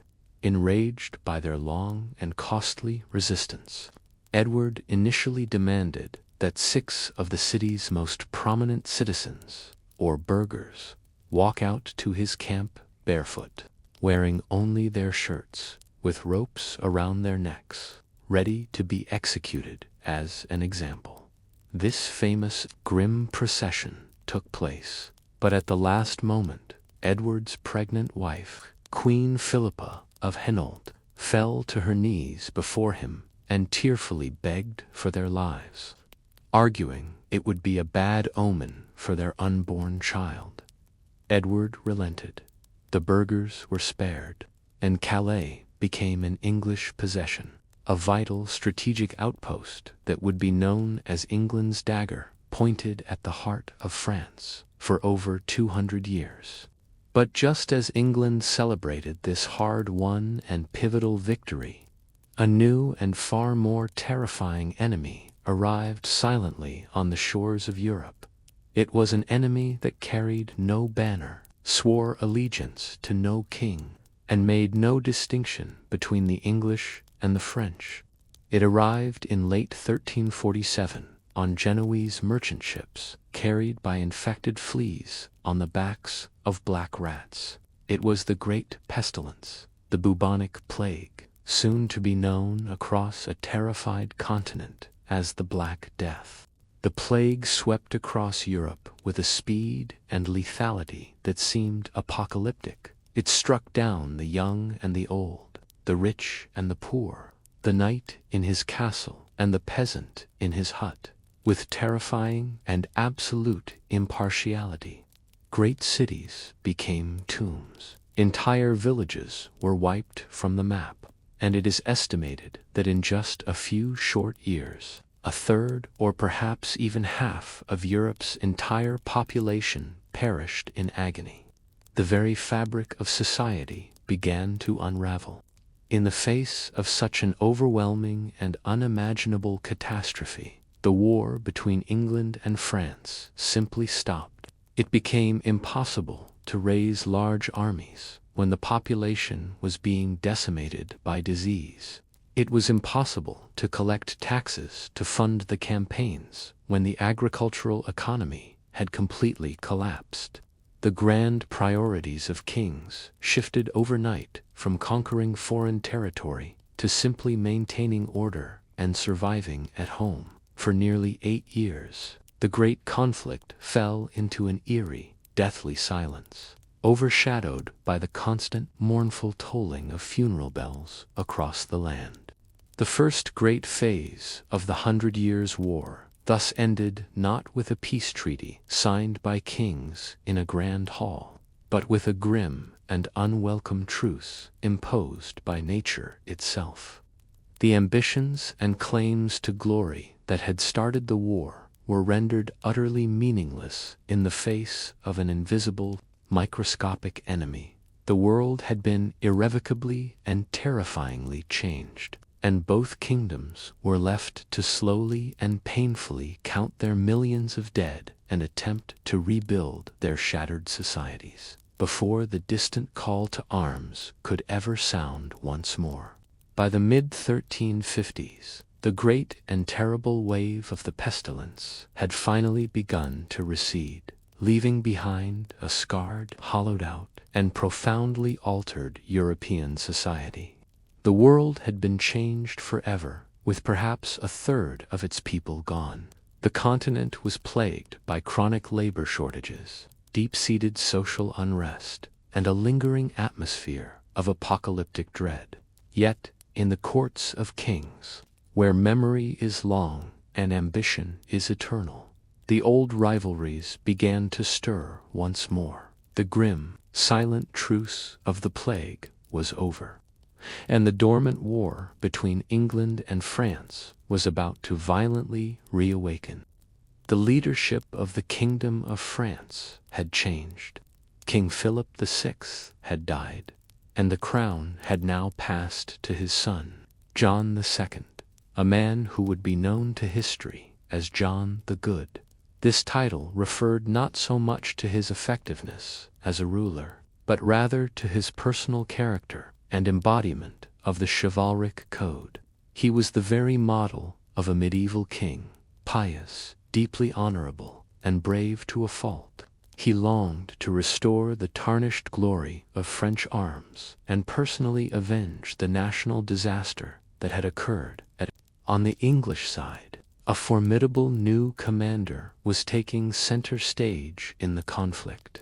While the veteran King Edward III still reigned in London, the active military leadership of the campaigns in France fell increasingly to his eldest son and heir, also named Edward, known to history as the Black Prince, perhaps for the distinctive dark color of his tournament armor. He was the living epitome of the medieval warrior.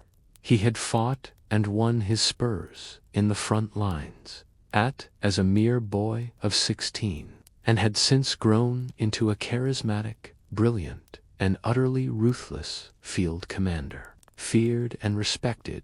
In the year 1355, the war reignited with a vengeance. The English strategy remained the same, but it was now to be executed with the Black Prince's signature ferocity, inflict maximum economic and psychological damage. Through the devastating tactic of the prince was dispatched to the English stronghold of Gascony with clear orders to launch a raid so destructive it would either break the French will to fight or, preferably, force the new French king into a pitched battle where the English longbow could once again prove its lethal superiority. The campaign that followed was a masterclass in organized destruction, which came to be known as the Black Prince's Army. A hardened and disciplined force of English and Gascon veterans stormed out of the city of Bordeaux and rampaged across the rich, untouched lands of southern France. They marched for hundreds of miles, all the way to the Mediterranean coast, systematically destroying vineyards and seizing an immense quantity of plunder.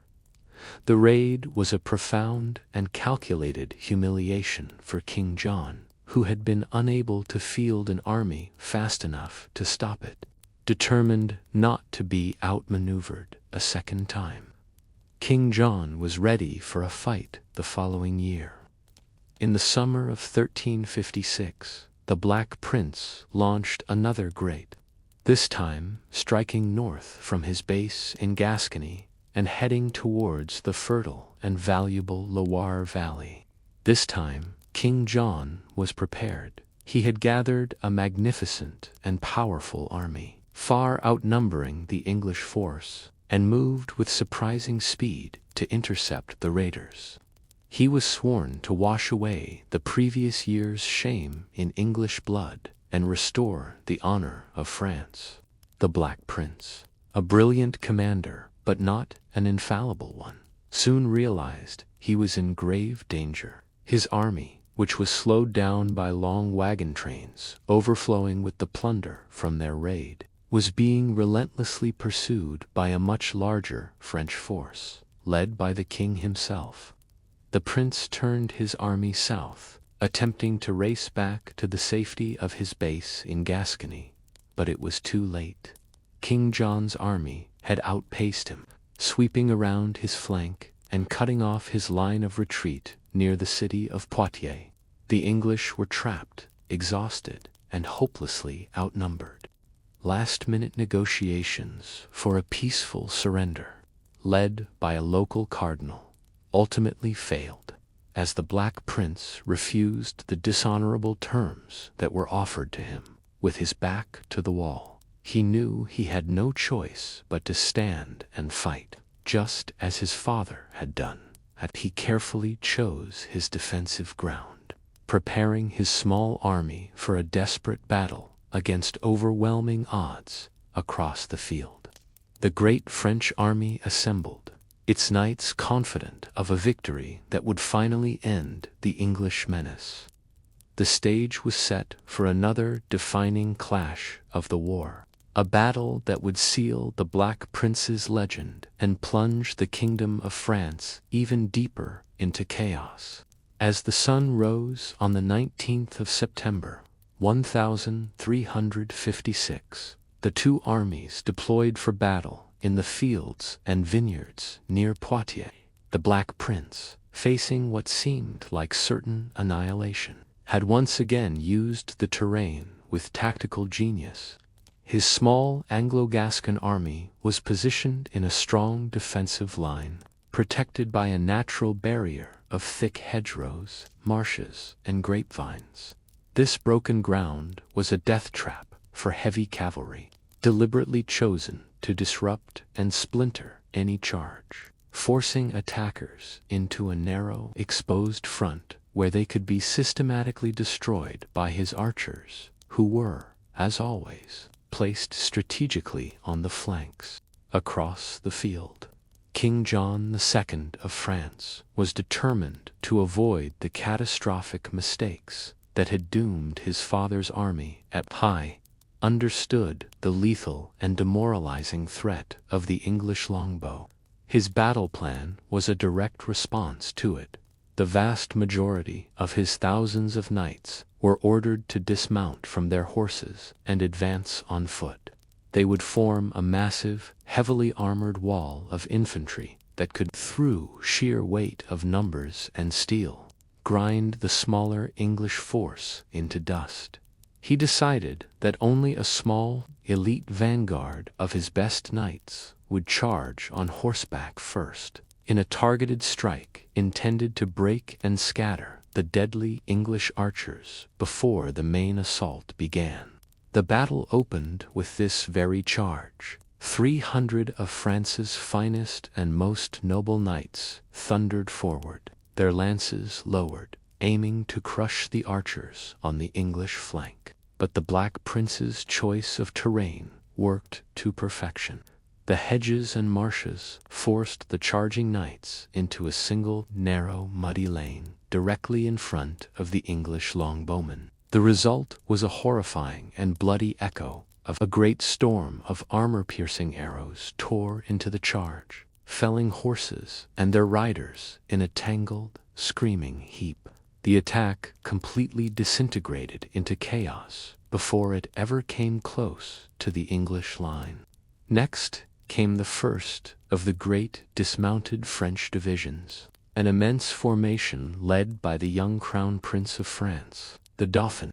Thousands of knights and men-at-arms advanced slowly and steadily on foot, a glittering sea of steel and heraldry. They crashed into the English line, and for hours a brutal close-quarters battle of axes, swords, and maces raged along the hedgerows. The English line bent and swayed under the immense pressure, but did not break.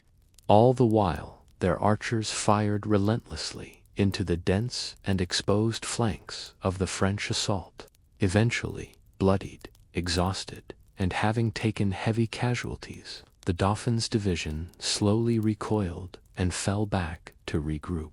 This retreat, though orderly at first, had a disastrous effect on the morale of the French army. The second great French division, commanded by the king's own brother, the Duke of saw the Dauphin's banners falling back in what looked like a state of disarray. Fearing that the battle was already lost and perhaps unwilling to suffer the same fate, the entire division was overcome with panic without ever striking a single blow. They turned and withdrew from the battlefield, leaving their king and his final division to face the enemy alone. Now, only the last and largest of the French forces remained on the field, a division commanded by King John himself. The king, a true embodiment of the chivalric ideal, saw that the battle was on the very verge of collapse. In a moment of supreme, if tragically reckless, personal bravery, he made the decision to lead the final assault himself, hoping his royal presence would inspire his men to one last heroic push for victory. With the sacred royal banner of France, the oriflamme, flying above him, he and his host of loyal knights advanced on foot toward the weary, blood-soaked English line. Just as this final, massive wave was about to hit, the Black Prince unleashed a brilliant and decisive tactical surprise. Early in the battle, he had ordered a small, mobile reserve of mounted soldiers on a long, concealed flanking march, hidden by the surrounding terrain. Now, as King John's men became locked in a desperate, final struggle with the English front, this cavalry force suddenly appeared from the woods and charged directly into the French rear. The French, caught completely by surprise, now believed they were surrounded and trapped.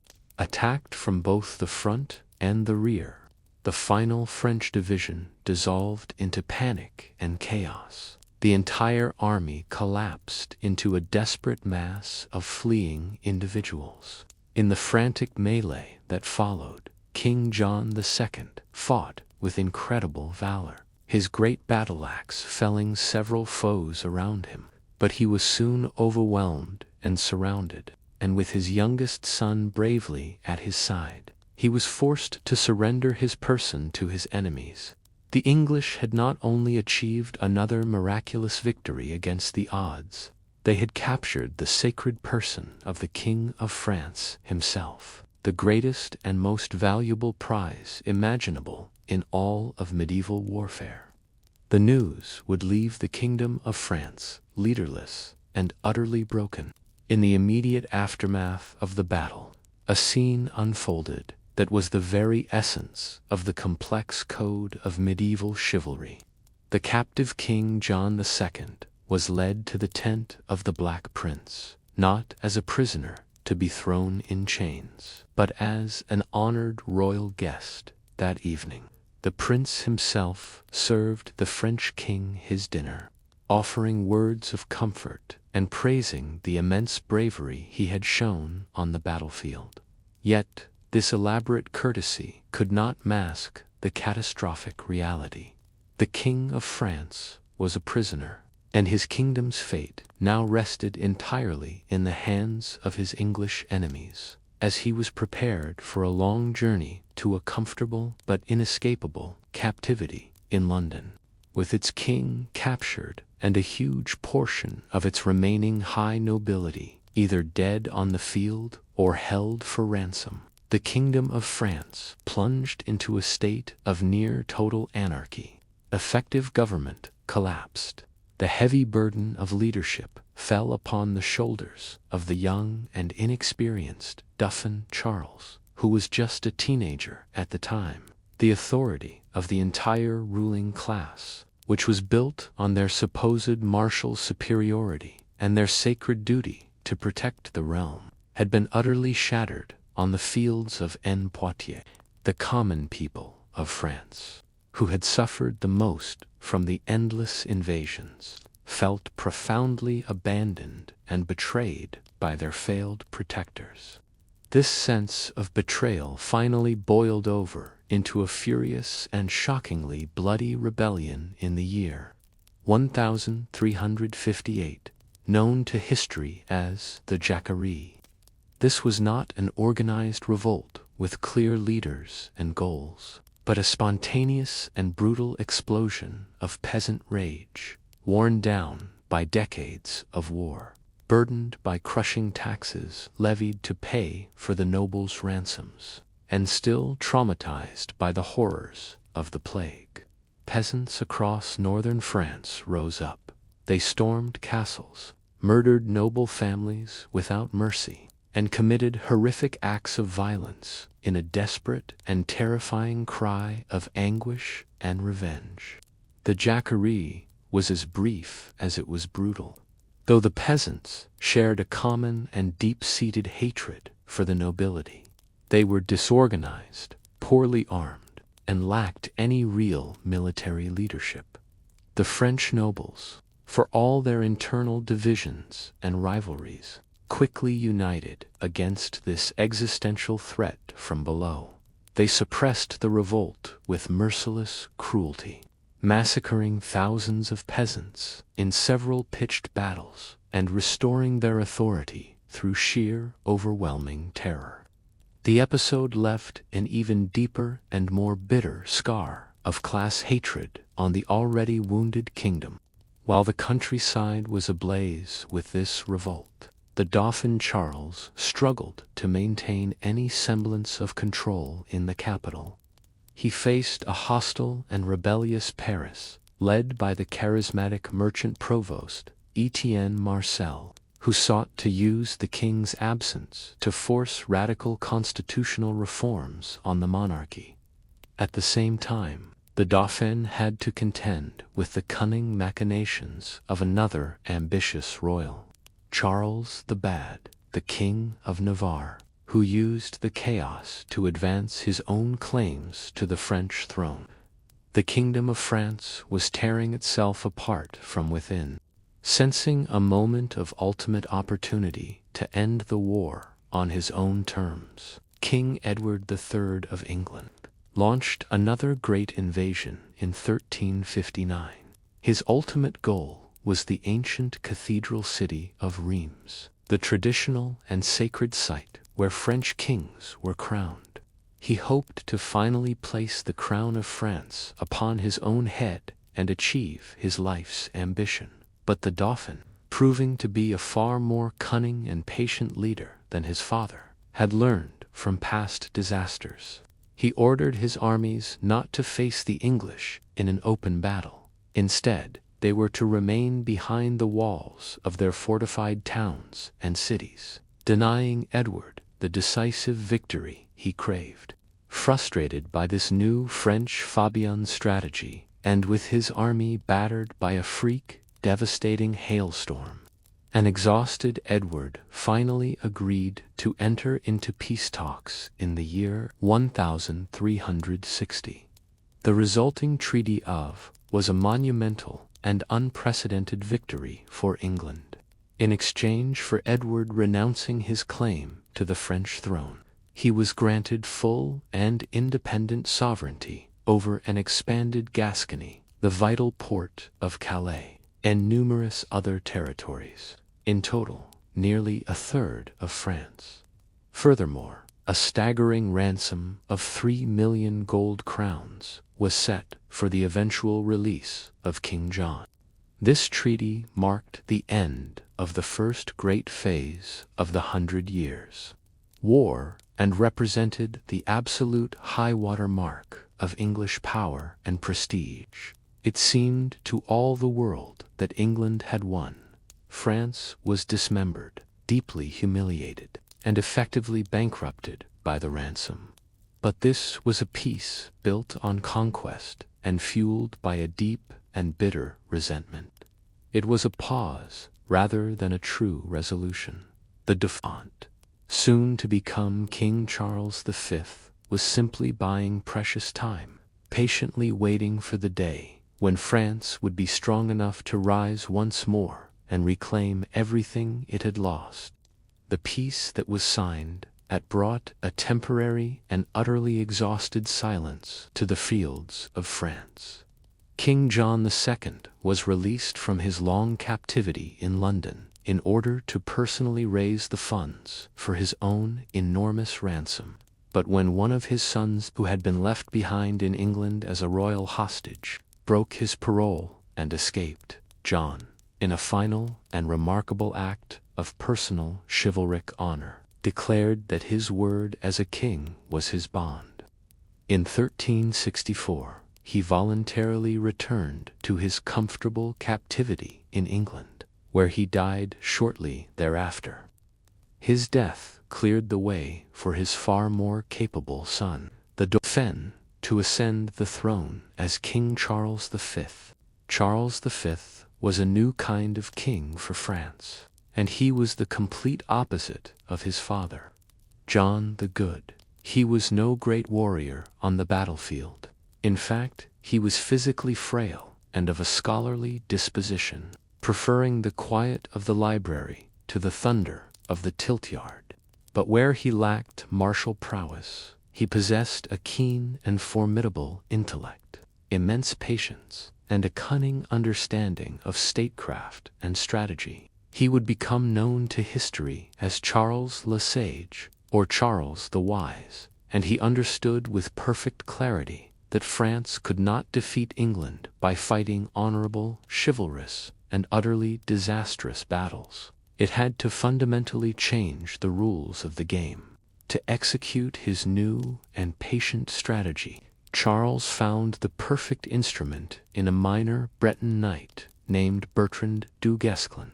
Du Guesclin was everything the highborn, aristocratic French chivalry was not. He was famously unattractive, often brutish in his manners, and came from a relatively lowly noble background. But he was also an undisputed military genius, a master of the small-scale ambush, the surprise raid, and the grinding, unglamorous, and deeply effective work of siege warfare. He was a general who cared for victory above all else, not for personal glory. Under the careful direction of the king, the French army underwent a radical strategic transformation. Charles V issued a strict and unambiguous command to his generals. They were absolutely forbidden from engaging the English in a major open battle. There would be no more, and no more Poitiers. Instead, they would fight a war of attrition and harassment. They would shadow the English armies, attack their supply lines, pick off scouting parties and stragglers, and, like a slow but relentless rising tide, reclaim French towns and castles one by one, all while avoiding a direct, risky confrontation. During the years of peace, the French countryside had been terrorized by thousands of unemployed and violent bands of mercenaries known as the Free Companies. Charles and du Guesclin devised a brilliant solution to this debilitating problem. They gathered up and hired these very companies and then sent them abroad to fight in a civil war in the neighboring Kingdom of Castile in Spain, a conflict where England also had political and military interests. This clever proxy war not only cleared the marauding bandits from France, but it also gave du Guesclin a hardened, disciplined, and battle-tested army, all paid for with Spanish gold. By the year 1369, Charles the Wise felt that his kingdom had sufficiently recovered its strength. He had reformed the corrupt tax system, stabilized the currency, and now had a loyal and highly effective army under the command of a brilliant and trusted general, with all his plans carefully in place. He formally repudiated the humiliating Treaty of Texel, using a legal technicality concerning the sovereignty of Aquitaine to declare the war back on. The English responded in the only way they knew how. Great commanders, like the now ailing Black Prince and his brother, John of Gaunt, launched massive and destructive deep into the heart of France. But this time, the results were profoundly different. The French army, under Du Guesclin, would simply melt away before them, refusing to give battle and hiding behind the walls of their fortified towns. The English would burn a spectacular path of destruction across the land. But the moment their army passed, French forces would emerge from their fortresses and immediately retake the territory. The English were winning every march, but they were slowly and surely losing the war. This patient, frustrating, and deeply unchivalrous strategy worked to perfection. By the time King Charles V died in 1380, the French had achieved a stunning reversal of fortunes. Without fighting a single major, glorious battle, they had systematically reconquered nearly every piece of territory they had lost. At the vast English Principality of Aquitaine had all but vanished. All that remained of Edward III's great conquests were the port city of Calais, the coastal region around Bordeaux, and a few other isolated strongholds. The wise king and his cunning general, through patience and strategy, had brought the kingdom of France back from the very brink of destruction. The generation that had so fiercely defined the war began to pass from the world stage, leaving a profound vacuum of leadership in their wake. The heroic and ruthless Black Prince succumbed to a long and debilitating illness in 1376. His formidable father, the great King Edward III, followed him to the grave just a year later, and in 1380, the architect of France's stunning recovery, Charles the Wise, also died. With these giants of the age all gone, the leadership of both kingdoms passed two children, and the great conflict, having lost its driving figures, entered a long, simmering, and troubled twilight. In England, the crown passed not to a proven warrior, but to Edward's grandson, the 10-year-old Richard II. His minority was dominated by his powerful and fractious uncles, and the kingdom, weary of war, was soon rocked by its own massive social explosion. In 1381, the great peasants' revolt erupted across the land, fueled by the immense and unending cost of the war and a hated new poll tax. Thousands of commoners marched on London, and while the young king showed remarkable courage in personally facing the rebels, the event exposed the deep instability and resentment festering within the English realm. As King Richard II grew into a man, his reign proved to be one of constant and bitter struggle. He clashed relentlessly with his powerful nobles, whom he viewed as a direct threat to his own royal authority.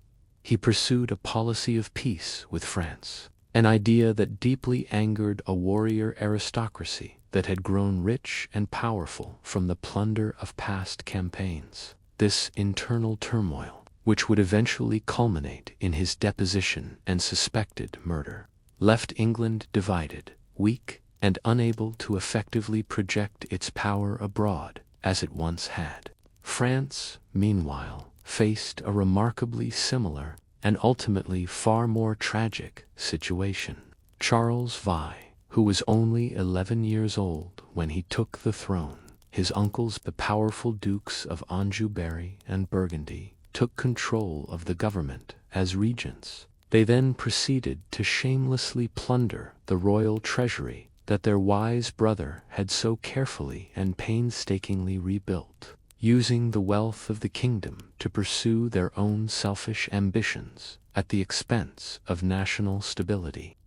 But France's problems would soon descend into a unique and heartbreaking tragedy. In the year 1392, while leading a military expedition, the young King Charles VI suddenly suffered a terrifying psychotic break, drawing his sword and senselessly attacking his own men. It was the first of many debilitating bouts of madness that would plague him for the rest of his life. At times, he would forget his own name or fail to recognize his wife and children. In one famous and poignant delusion, he became convinced that his body was made entirely of glass, and he refused to let anyone touch him for fear that he might instantly shatter. For decades, France was left with a beloved but broken king, a living crown with no mind to wear it, with a powerless and periodically insane king on the throne. A bitter feud for control of the government erupted between two rival factions of the French royal family. On one side were the Armagnacs, a party loyal to the king's brother, Louis of On. The other were the immensely powerful and wealthy dukes of Burgundy. This intense political rivalry soon escalated from courtly intrigue into a full-blown and brutal civil war, a conflict that saw political assassinations, public massacres, and shocking betrayals. The fighting between these French factions was often far more savage than any battle that had been fought against the English. With both kingdoms so deeply and hopelessly consumed by their own internal crises, a weak, unpopular king and rebellious nobles in England, and a mad king and a raging civil war in France, neither nation was in any position to wage an effective war against the other. The great conflict between them simply ground to a halt out of a sense of mutual exhaustion and internal decay. A series of long truces was signed, bringing about the longest period of relative peace the two kingdoms had known in decades. To a casual observer in the year 1400, it might have seemed as if the 100 Years' War had simply faded away into history. But this was not an ending. It was merely a dark and volatile intermission.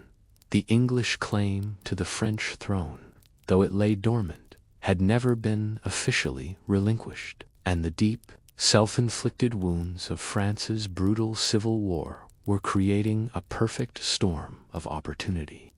A new, ambitious, and utterly ruthless dynasty had seized the crown in England, and its new king was watching the chaos across the Channel with a keen and predatory eye.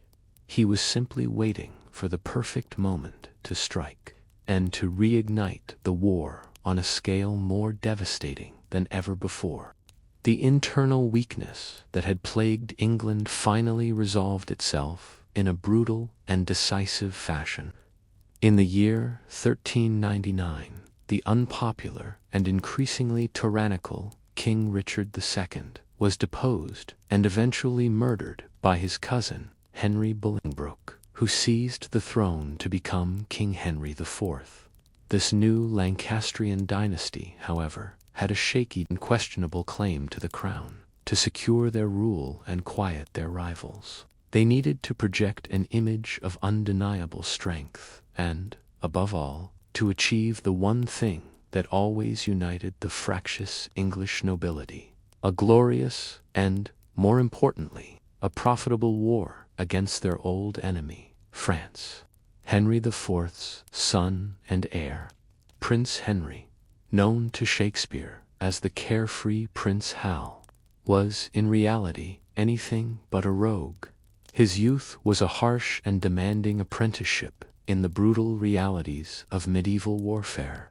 He spent years fighting grueling and difficult campaigns against a major Welsh rebellion, led by the charismatic Owain Glyndwr, and battling Scottish raiders along the northern border.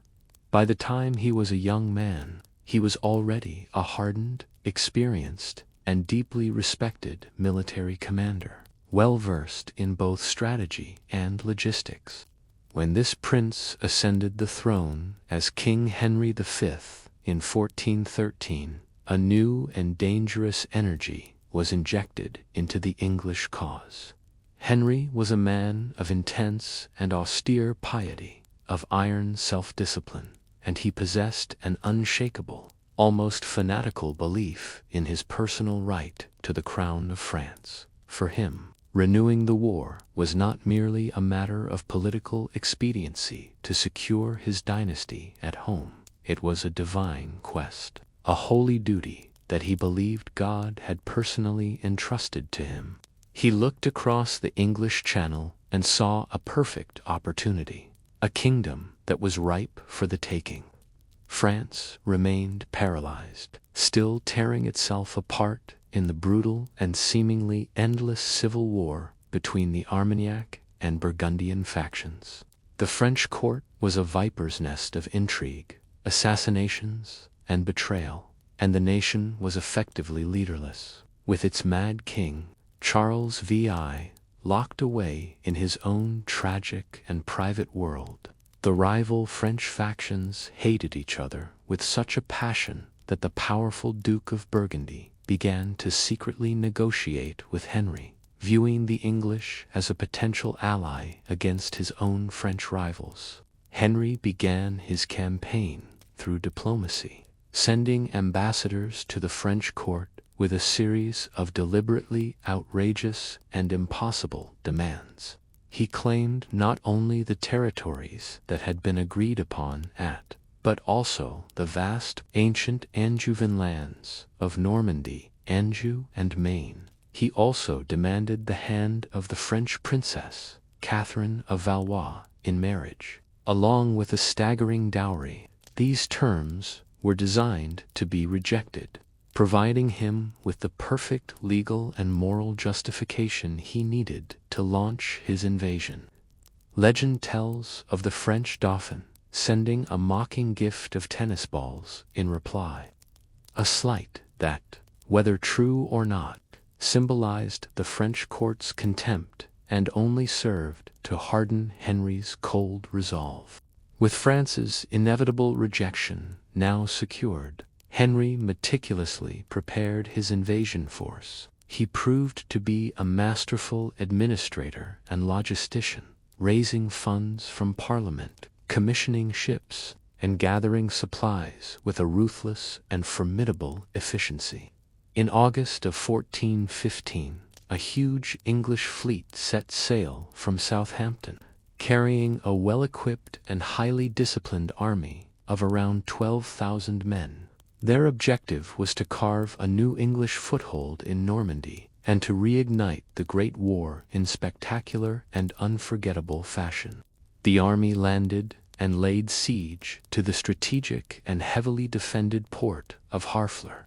The city was well prepared, and the siege proved to be a difficult and bloody affair that dragged on for over a month. Harfleur did eventually fall, giving Henry his first important victory, but it came at a terrible price. A virulent outbreak of dysentery, the dreaded bloody flux, swept through the English camp, killing thousands of his soldiers and leaving much of his remaining army sick, weak, and incapacitated. With his army now drastically reduced in number and the autumn rains beginning to fall, the safe and prudent military option for Henry was to place a garrison in his newly captured city and sail his weary army back to England to recover and reinforce. But Henry V was neither safe nor prudent. In a breathtaking display of personal pride and calculated defiance, he decided to lead his small, sick army on a long and dangerous march north, overland to the safety of the English-held port of Calais. It was a challenge to the French to dare to stop him. This fateful and risky decision would lead his weary soldiers directly into the path of a gigantic French army that was gathering to annihilate them. King Henry's defiant march to Calais soon turned into a grim and desperate chase. A massive French army, summoned from all corners of the kingdom, shadowed the small English force, finally moving ahead to block their path to the north on the 24th of October. 1415, near a small and otherwise unremarkable village named Agincourt. The English were now well and truly trapped. They were sick with dysentery, weakened by starvation, and vastly outnumbered. Modern estimates vary, but the French may have had 5 times as many men, or even more. To the assembled French commanders, the battle to come was not a risk. It was a foregone conclusion, a simple matter of administering the final, crushing blow to a cornered and exhausted foe. The very ground on which the battle would be fought, however, was to become England's greatest and most unexpected ally. The chosen site was a narrow stretch of recently plowed farmland, flanked on both sides by the dense, impassable woodlands of Agincourt and Tranquil. This terrain created a natural funnel, which would prevent the massive French army from using its superior numbers to surround the small English force. To make matters even worse for the French, heavy rain had fallen for days, turning the entire field into a deep, sticky, and treacherous quagmire of mud. King Henry, a veteran of such desperate situations, deployed his small and weary army with tactical brilliance. He placed his dismounted knights and men-at-arms into 3 solid blocks, or battles, along his defensive line between them, and on both flanks. He positioned the true heart and soul of his army, his thousands of English and Welsh longbowmen. Learning from the lessons of past battles, he commanded his archers to hammer thousands of long, sharpened wooden stakes into the soft ground before them, creating a deadly makeshift fence designed to impale and break any enemy cavalry charge.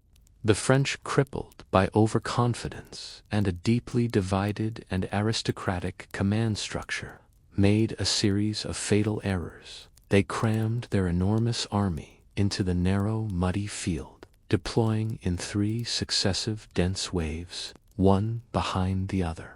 The vast majority of their force were heavily armored knights and men-at-arms who, in a repeat of the tactic from Poitiers, would advance on foot. Their sheer numbers, which should have been their greatest asset, now became a debilitating liability, as they were packed together shoulder to shoulder, unable to move freely or swing their weapons effectively in the suffocating press of bodies. After a tense standoff that lasted for several hours, with neither side wanting to make the first move, Henry made a bold and decisive gamble. He ordered his entire army to advance a few hundred yards, just into the extreme range of his longbows. He then had his archers replant their stakes and unleash the first great arrow storm. The sky above the French army darkened with thousands of steel-tipped shafts falling from above. This unexpected act of aggression, combined with the loud, defiant taunts of the English archers, goaded the proud and undisciplined French nobility into launching a chaotic and premature attack. The initial charge came from the small force of mounted French knights on the flanks, but it was an unmitigated disaster. Funneled by the woods and struggling to gain purchase in the deep mud, they presented perfect, slow-moving targets for the longbowmen. Horses and riders were riddled with arrows or impaled horribly on the hidden stakes. At the same time, the first great wave of dismounted French knights began their slow, agonizing trudge across the field, a walking wall of steel sinking deeper into the mud with every step. What followed was not a battle, but a slaughter. The French knights, weighed down by up to 100 pounds of plate armor, sank deep into the mud, making every single step an act of pure exhaustion. They became helpless targets for the English archers, who fired volley after volley into their dense and struggling ranks. The few who did manage to reach the English line were utterly spent, barely able to lift their arms to fight. The English men-at-arms held them at bay, and then the archers, having finally spent their arrows, dropped their bows, and joined the fight with swords, hatchets, and heavy wooden mallets, slaughtering the trapped, exhausted, and mud-encrusted French nobility with brutal efficiency. The first French wave was annihilated, and the second suffered the same terrible fate, piling up in great mounds of dead and dying men before the English line. At a critical moment in the battle, fearing an attack on his rear baggage train and a potential rally from the still large 3rd French Division, Henry made a grim and ruthless decision. He ordered the execution of the thousands of high-born French prisoners who had already been taken, an act that shocked Christendom when the day was done. The English had won an almost unbelievable victory. Thousands of French nobles lay dead on the field, including the Constable of France and several dukes. English losses, by comparison, were in the mere hundreds. Agincourt was a staggering triumph that immortalized Henry V and once again left the Kingdom of France broken, leaderless, and seemingly at England's mercy. After the miracle of Agincourt, King Henry V and his small, battered, and fever-ridden army finally reached the safety of the English port of Calais and sailed for home. He was welcomed in London not just as a triumphant king, but as a divinely appointed hero, a new Alexander the Great. The staggering victory against impossible odds was seen as a clear and undeniable sign of God's favor, cementing the legitimacy of his Lancastrian dynasty and granting him the overwhelming popular and political support he needed to plan his next and far more ambitious move. Henry's ambition now soared far beyond that of his predecessors. He was no longer interested in the temporary glory and profitable plunder that came from the raiding strategy of his ultimate goal was now permanent, methodical conquest. He would not simply raid France, he would dismantle it, piece by piece, starting with the ancestral English Duchy of Normandy. His was to be a war of grinding sieges, permanent garrisons, and meticulous colonial administration. He came not to burn, but to stay. In 1417, Henry returned to France with a larger, better organized, and well-funded army, and he began his slow and patient work, one by one. The great towns and formidable castles of Normandy fell to his brilliant and often brutal siege tactics. He captured the important city of Caen in a bloody assault, and then laid siege to the great Norman capital of Rouen. For 6 long and horrifying months, the city held out, its people suffering unimaginable horrors of starvation, until it finally surrendered. By 1419, the whole of Normandy was firmly back in English hands for the first time in over 2 centuries. While King Henry was methodically conquering their lands with a singular purpose, the French nobility were busy methodically destroying each other with a suicidal passion. The civil war between the Armagnac and Burgundian factions escalated into pure butchery. In 1418, the Burgundians seized control of Paris in a horrific street-to-street massacre of thousands of their Armagnac rivals. The Mad King, Charles VI, and his queen, Isabeau of Bavaria, became their puppets, while the leader of the Armagnac faction, the Dauphin Charles, was forced to flee south of the Loire River. France was now effectively and tragically split into 2 warring nations. This bitter internal conflict reached its absolute tipping point in September of 1419. A meeting was arranged on a bridge at the town of Montero, supposedly to reconcile the 2 factions so they could unite against the common English threat. But as John the Fearless, the powerful Duke of Burgundy, knelt down to pledge his respect to the Dauphin, He was brutally struck down and murdered by the Dauphin's attendants in an act of foolish and unforgivable treachery. This single, bloody act on a bridge would irrevocably change the course of the war. The assassination at Montero was a crime that the Burgundians could never forgive.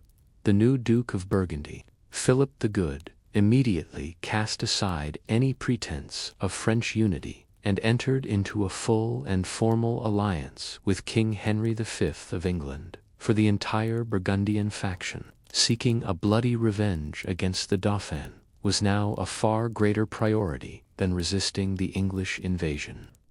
Henry V now had the most powerful and wealthy faction in all of France as his active and willing ally in the war.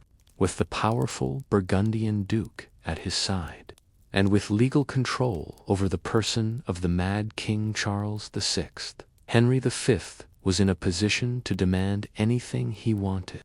In the year 1420, he forced the broken French court to sign the Treaty of Troyes. It was arguably the most staggering and humiliating treaty in all of French history by its terms. King Charles VI would remain on the throne until his death, but King Henry V of England would marry his daughter, Catherine of Valois, and be declared the official regent and heir to the throne of France. The Dauphin Charles, the son of the king, was officially and publicly disinherited, branded as a murderer, and declared illegitimate. It seemed to all the world that the 100 Years' War was finally over. The King of England was now the legal successor to the King of France. But the disinherited Dauphin still held a vast swath of southern France, a region that refused to accept the treaty, and millions of Frenchmen still considered him their one and only rightful leader.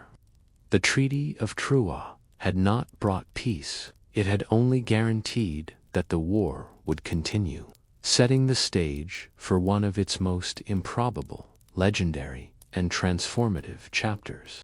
King Henry V stood at the absolute zenith of his power. He was the regent of France, the official heir to its throne, and the most respected and feared military commander in all of Europe. He seemed invincible, a man blessed by God. But in August of 1422, at the very height of his glory, the great conqueror was brought down not by a French arrow or a knight's lance, but by a common soldier's disease. He died of dysentery, contracted during a minor siege, leaving his vast and unfinished ambitions to his successors. The shock that rippled across both England and France was profound. Fate then delivered another momentous twist just 2 months later. The tragic, mentally ill King of France, Charles VI, also died after a long and painful life. According to the legally binding terms of the Treaty of Troyes, the moment of union between the two crowns, which Henry had fought so hard for, had finally and unexpectedly arrived. And so, in one of the most surreal turns of events in royal history, the dual crown of England and France passed to the head of a 9-month-old infant, asleep in his cradle in Windsor Castle, Henry VI. This baby was now, by law and by treaty, the King of England and the King of France. This fragile political creation, the dual monarchy, was a bold and ambitious experiment, but it was one whose legitimacy depended entirely on continued and overwhelming English military dominance on French soil. The immense task of preserving this dual crown for a child king fell to Henry V's highly capable younger brother, John, Duke of Bedford, appointed as the regent of France. Bedford was a skilled and determined commander and a shrewd administrator, a worthy successor to his celebrated brother. He dedicated himself completely and tirelessly to the cause, determined to secure his infant nephew's inheritance and make his brother's audacious dream of a united Anglo-French kingdom a permanent reality.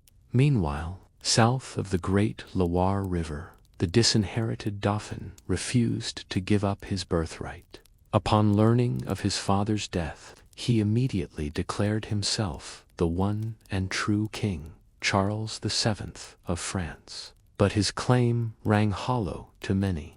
His kingdom was a shadow of its former self, consisting only of the lands in the south of France. His court, based in the city of Bourges, was impoverished, and his demoralized followers were plagued by infighting and defeatism. His enemies, and even many of his own subjects, mockingly and dismissively referred to him as the King of Bourges. Under the Duke of Bedford's skilled and energetic leadership, the Anglo-Burgundian war machine continued its seemingly unstoppable southward advance. For several years after Henry V's death, the English and their Burgundian allies methodically pushed into the Dauphin's territory, capturing key towns and fortresses, and extending their control ever closer to the heartland of French resistance. The string of English victories continued, and it appeared to everyone to be only a matter of time before the last remnants of the Armagnac cause were finally stamped out for good. The entire sprawling conflict came to a head at a single, strategic point on the map. The great city situated on the banks of the Loire River was more than just a city. It was the strategic and symbolic gateway to the south of France. It was the last major heavily fortified city that remained defiantly loyal to Charles VII.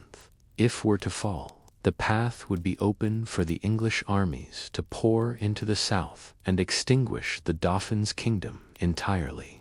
The fate of France now rested upon the defense of this one city. In October of 1428, a powerful English army laid siege to. They began the painstaking process of constructing a ring of their own fortifications and towers around the city, slowly and methodically strangling its supply lines and pinning its defenders down inside the walls. The soldiers and citizens fought back with courage. But as the months of the siege dragged on, hope began to fade across what was left of independent France. A deep and bitter sense of despair set in.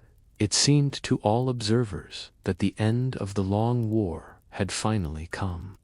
This was France's darkest hour, a moment of profound and utter hopelessness, which took place just before the arrival of the most improbable and miraculous savior in the history of warfare.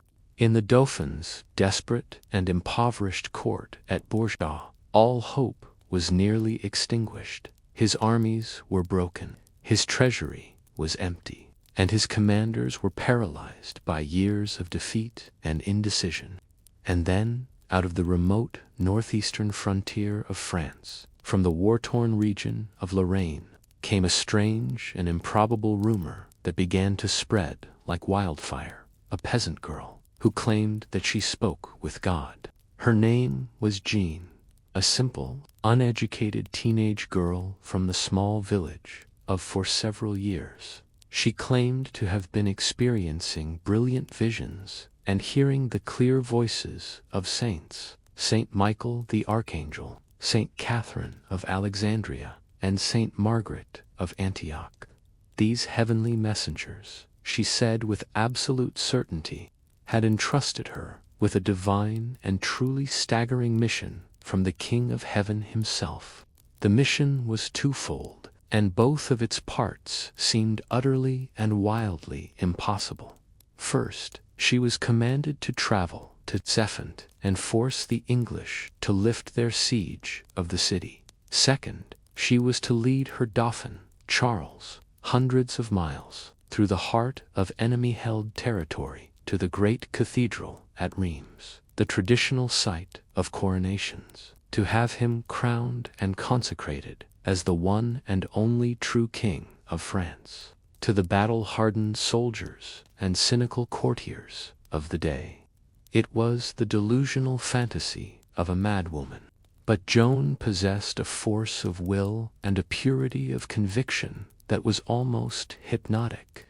In the early months of 1429, this 17-year-old girl, burning with an unshakable faith, finally persuaded a skeptical local garrison commander to grant her a small escort, dressed in men's clothing for protection and with her hair cut short. She began an audacious 11-day journey across hundreds of miles of dangerous Burgundian-controlled territory to reach the Dauphin's court, which was then residing at the great castle of Chinon. Her arrival caused a sensation, but the court was deeply skeptical and wary of deception. According to the legend that has been passed down for centuries, the Dauphin Charles, wishing to test her supposed divine gifts, decided to disguise himself amongst the crowd of his courtiers. Yet Joan, who had never laid eyes on him before, walked confidently through the great hall, past all the richly dressed nobles, and knelt directly before the true Dauphin, telling him that she had been sent by God to lead him to his crown. This astonishing act alone began to sway the desperate and wavering prince. Still, Charles remained cautious. To follow a heretic into battle would be to invite a spiritual disaster upon his entire cause. He sent Joan to the city of Poitiers, where she was subjected to weeks of intense and probing interrogation by a panel of the most learned theologians in his kingdom. They questioned her on the nature of her faith, the details of her visions, and the purity of her character, searching for any hint of demonic influence or fraud. In the end, they could find no fault in her, concluding that she was a good and pious Christian.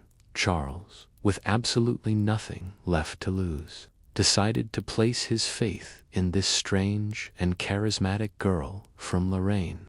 He granted her requests. Joan was fitted with a magnificent suit of white plate armor, and a great white banner was made for her, emblazoned with the holy names of Jesus and Mary. Though she was not a military commander in the tactical sense, she was placed at the head of the army that was being assembled to relieve. Her presence had an immediate and electric effect on the soldiers. Years of defeatism and despair were replaced by a surge of renewed hope and religious fervor. They were no longer fighting for a defeated prince. They were now proud soldiers in the army of God, led by his chosen Maid. On the 29th of April, 1429, Joan of Arc arrived with her army at the besieged city of Tours. The starving citizens and the weary soldiers inside the walls, who had been fighting against impossible odds for over 6 months. Her arrival was nothing short of a divine miracle, a tangible sign that God had not, after all, abandoned the kingdom of France to the English soldiers watching from their cold and muddy forts. She was at first an object of curiosity and crude ridicule, a peasant girl playing at war. But that ridicule would very soon turn into a deep and superstitious fear. Joan's presence had transformed the psychology of the long and desperate siege almost overnight. The veteran French commanders were, at first, cautious and skeptical of this young girl, but Joan herself was a whirlwind of pious energy and an unwavering, almost terrifying resolve. She was not a strategist who planned complex battles on a map. She was a pure and charismatic leader who, inspired by fighting from the very front, carrying her great white banner before her, she moved among the common soldiers, urging them to confess their sins, forbidding them from swearing and gambling, and inspiring them to fight not just for their defeated prince, but for the manifest glory of God. Emboldened by this newfound spiritual fervor, the French army, which had been pinned down on the defensive for many months, went on a sudden and shockingly aggressive offensive. They launched a series of daring and risky assaults on the ring of English forts, known as bastilles, that surrounded the city. To the astonishment of the English domelet, and even to some of the French commanders themselves, one English fort after another began to fall to the resurgent French soldiers, who now fought with the unshakable belief that they were part of a divine miracle in the making.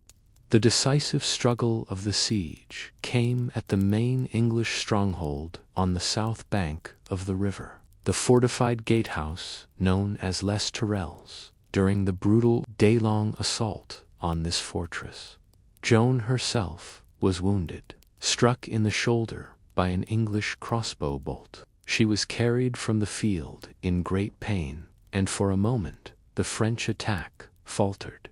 But after a moment of quiet prayer, she dramatically pulled the bolt out herself and returned to the battle, her presence re-energizing the French troops for one final triumphant push. The fortress fell, and its entire English garrison was killed or captured. This was the final, devastating blow to the English siege. With their main fortress taken, their best commander in the region killed in the fighting, and their soldiers' morale utterly shattered by what they now deeply feared was either genuine divine intervention for the French or demonic witchcraft, the English had no choice left. On the 8th of May, 1429, a little over a week after Joan's arrival, the English army abandoned their remaining forts, formed up, and marched away in disgrace. The great siege was over. It was a victory so sudden and so complete that it seemed to defy all known military logic. But Joan was not content to celebrate in the liberated city. She immediately and forcefully insisted on pursuing the second, and in her mind, far more important part of her holy mission, the coronation of the Dauphin at Reims. She urged the French commanders to take advantage of their extraordinary momentum. What followed was a stunningly successful lightning campaign up the Loire Valley.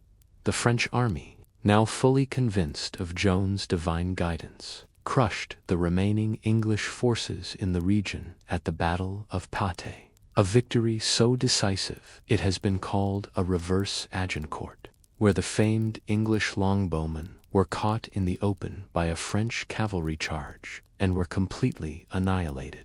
With the English army in the region effectively destroyed, the path to the city of Reims was now open. Joan and the Dauphin began their audacious and legendary march deep into the heart of what was officially enemy-held territory. The English and Burgundian garrisons in the towns along their route, terrified by the incredible news of her victories, and now convinced that she was indeed an agent of God, simply melted away before her or opened their gates to the royal army without a fight. Her reputation now preceded her as a conquering and seemingly invincible force of nature. On the 17th of July, 1429, Charles the Dauphin finally reached his sacred destination in the great ancient cathedral of Reims, the traditional site for the coronation of French kings for nearly 1,000 years. He was officially crowned and consecrated as King Charles VII of France. At this most sacred of ceremonies, Joan of Arc stood near him at the high altar, her white battle banner held proudly in her hand. In the eyes of God and the people of France, she had fulfilled her impossible promise. This coronation was the absolute pinnacle of Joan's miraculous career, and it represented the undeniable psychological turning point of the entire 100 Years' War. In the space of just a few incredible months, a simple, illiterate teenage peasant girl had lifted the most critical siege in the history of France, had shattered the long-held aura of English invincibility on the battlefield, and had crowned her king against all conceivable odds. The long, slow English tide, which had been rising for nearly a century, had finally and decisively been turned back. After the sacred coronation at Rheims, Joan of Arc was the undisputed hero of France, her name spoken with awe across the kingdom. She had achieved what all the great nobles and generals could not. However, the world of royal court politics was a far more treacherous battlefield than any siege. Some of King Charles's most powerful advisors grew deeply jealous of her influence over him, and her subsequent military campaigns, including a failed and bloody attempt to retake Paris, met with less success. The divine, unstoppable momentum that had surrounded her began to slow. In May of 1430, during a minor military action outside the town of Huon, was unhorsed while leading a rearguard action and was surrounded by enemy soldiers. She was captured, not by the English, but by troops loyal to the Duke of Burgundy. The Burgundians, recognizing the immense symbolic and political value of their prisoner, soon entered into negotiations. For a handsome sum of money, they sold their prize captive to their English allies, who were desperate to see her, and the divine legitimacy she represented, utterly destroyed. Joan was taken to the English military headquarters in the city of Rouen and put on trial for heresy. It was a purely political show trial, orchestrated by the English, but carried out by a panel of high-ranking French clergymen, led by the ambitious and pro-English bishop Pyre. For months, she was held in a military prison and interrogated by learned theologians who twisted her words and tried to trap her in complex theological contradictions. Their goal was simple: to prove her divine visions were demonic lies, thereby invalidating the coronation of Charles VII and branding him as a king who owed his crown to a witch. Despite a courageous, eloquent, and often brilliant self-defense that baffled her accusers, the verdict was never truly in doubt. The 19-year-old girl was found guilty of heresy on the 30th of May, 1431, in the old marketplace of Rouen. Joan of Arc was tied to a tall stake and burned to death. Her execution was a tragic and brutal end for the Maid who had saved France. But her story and her influence was far from over. The English had hoped that her death would shatter French morale and discredit King Charles. It did the absolute opposite. In death, Joan became a powerful martyr, a holy symbol of French resistance, whose spirit inspired the fight to continue with even greater determination. The true and final political turning point came 4 years later. In 1435, at the Congress of Arras, the Duke of Burgundy officially abandoned his English alliance and made a formal peace with King Charles VII. At long last, France was finally united against its common foe. With his kingdom now unified and its finances slowly being restored, Charles VII created France's first professional, permanent army, equipped with a powerful new force of modern artillery. The tide of the war, which Joan had turned, now became an unstoppable flood. Over the next 2 decades, the French, using their superior cannons to blast holes in castle walls, methodically pushed the English out of their strongholds. Paris had already been retaken. Then Normandy was fully reconquered. The long war moved south to Gascony for its final chapter. The 100 Years' War ended, fittingly, on a battlefield. In 1453, at the Battle of Castellon, a French army using its superior cannon positions annihilated a final English force, killing its renowned commander, John Talbot. This decisive victory secured Gascony for the French and effectively ended the long and bloody conflict. After more than a century of warfare, the English were finally driven from France. Of all their vast French possessions, only the small port of Calais remained in their hands. The war had been a defining, nation-forging struggle for both kingdoms. It marked the decline of the old feudal order and the dawn of a new age of national identity and military technology. France was left devastated and scarred, but ultimately it was unified and triumphant. England, defeated and humiliated, would soon turn its martial energies inward, descending into its own bitter civil war.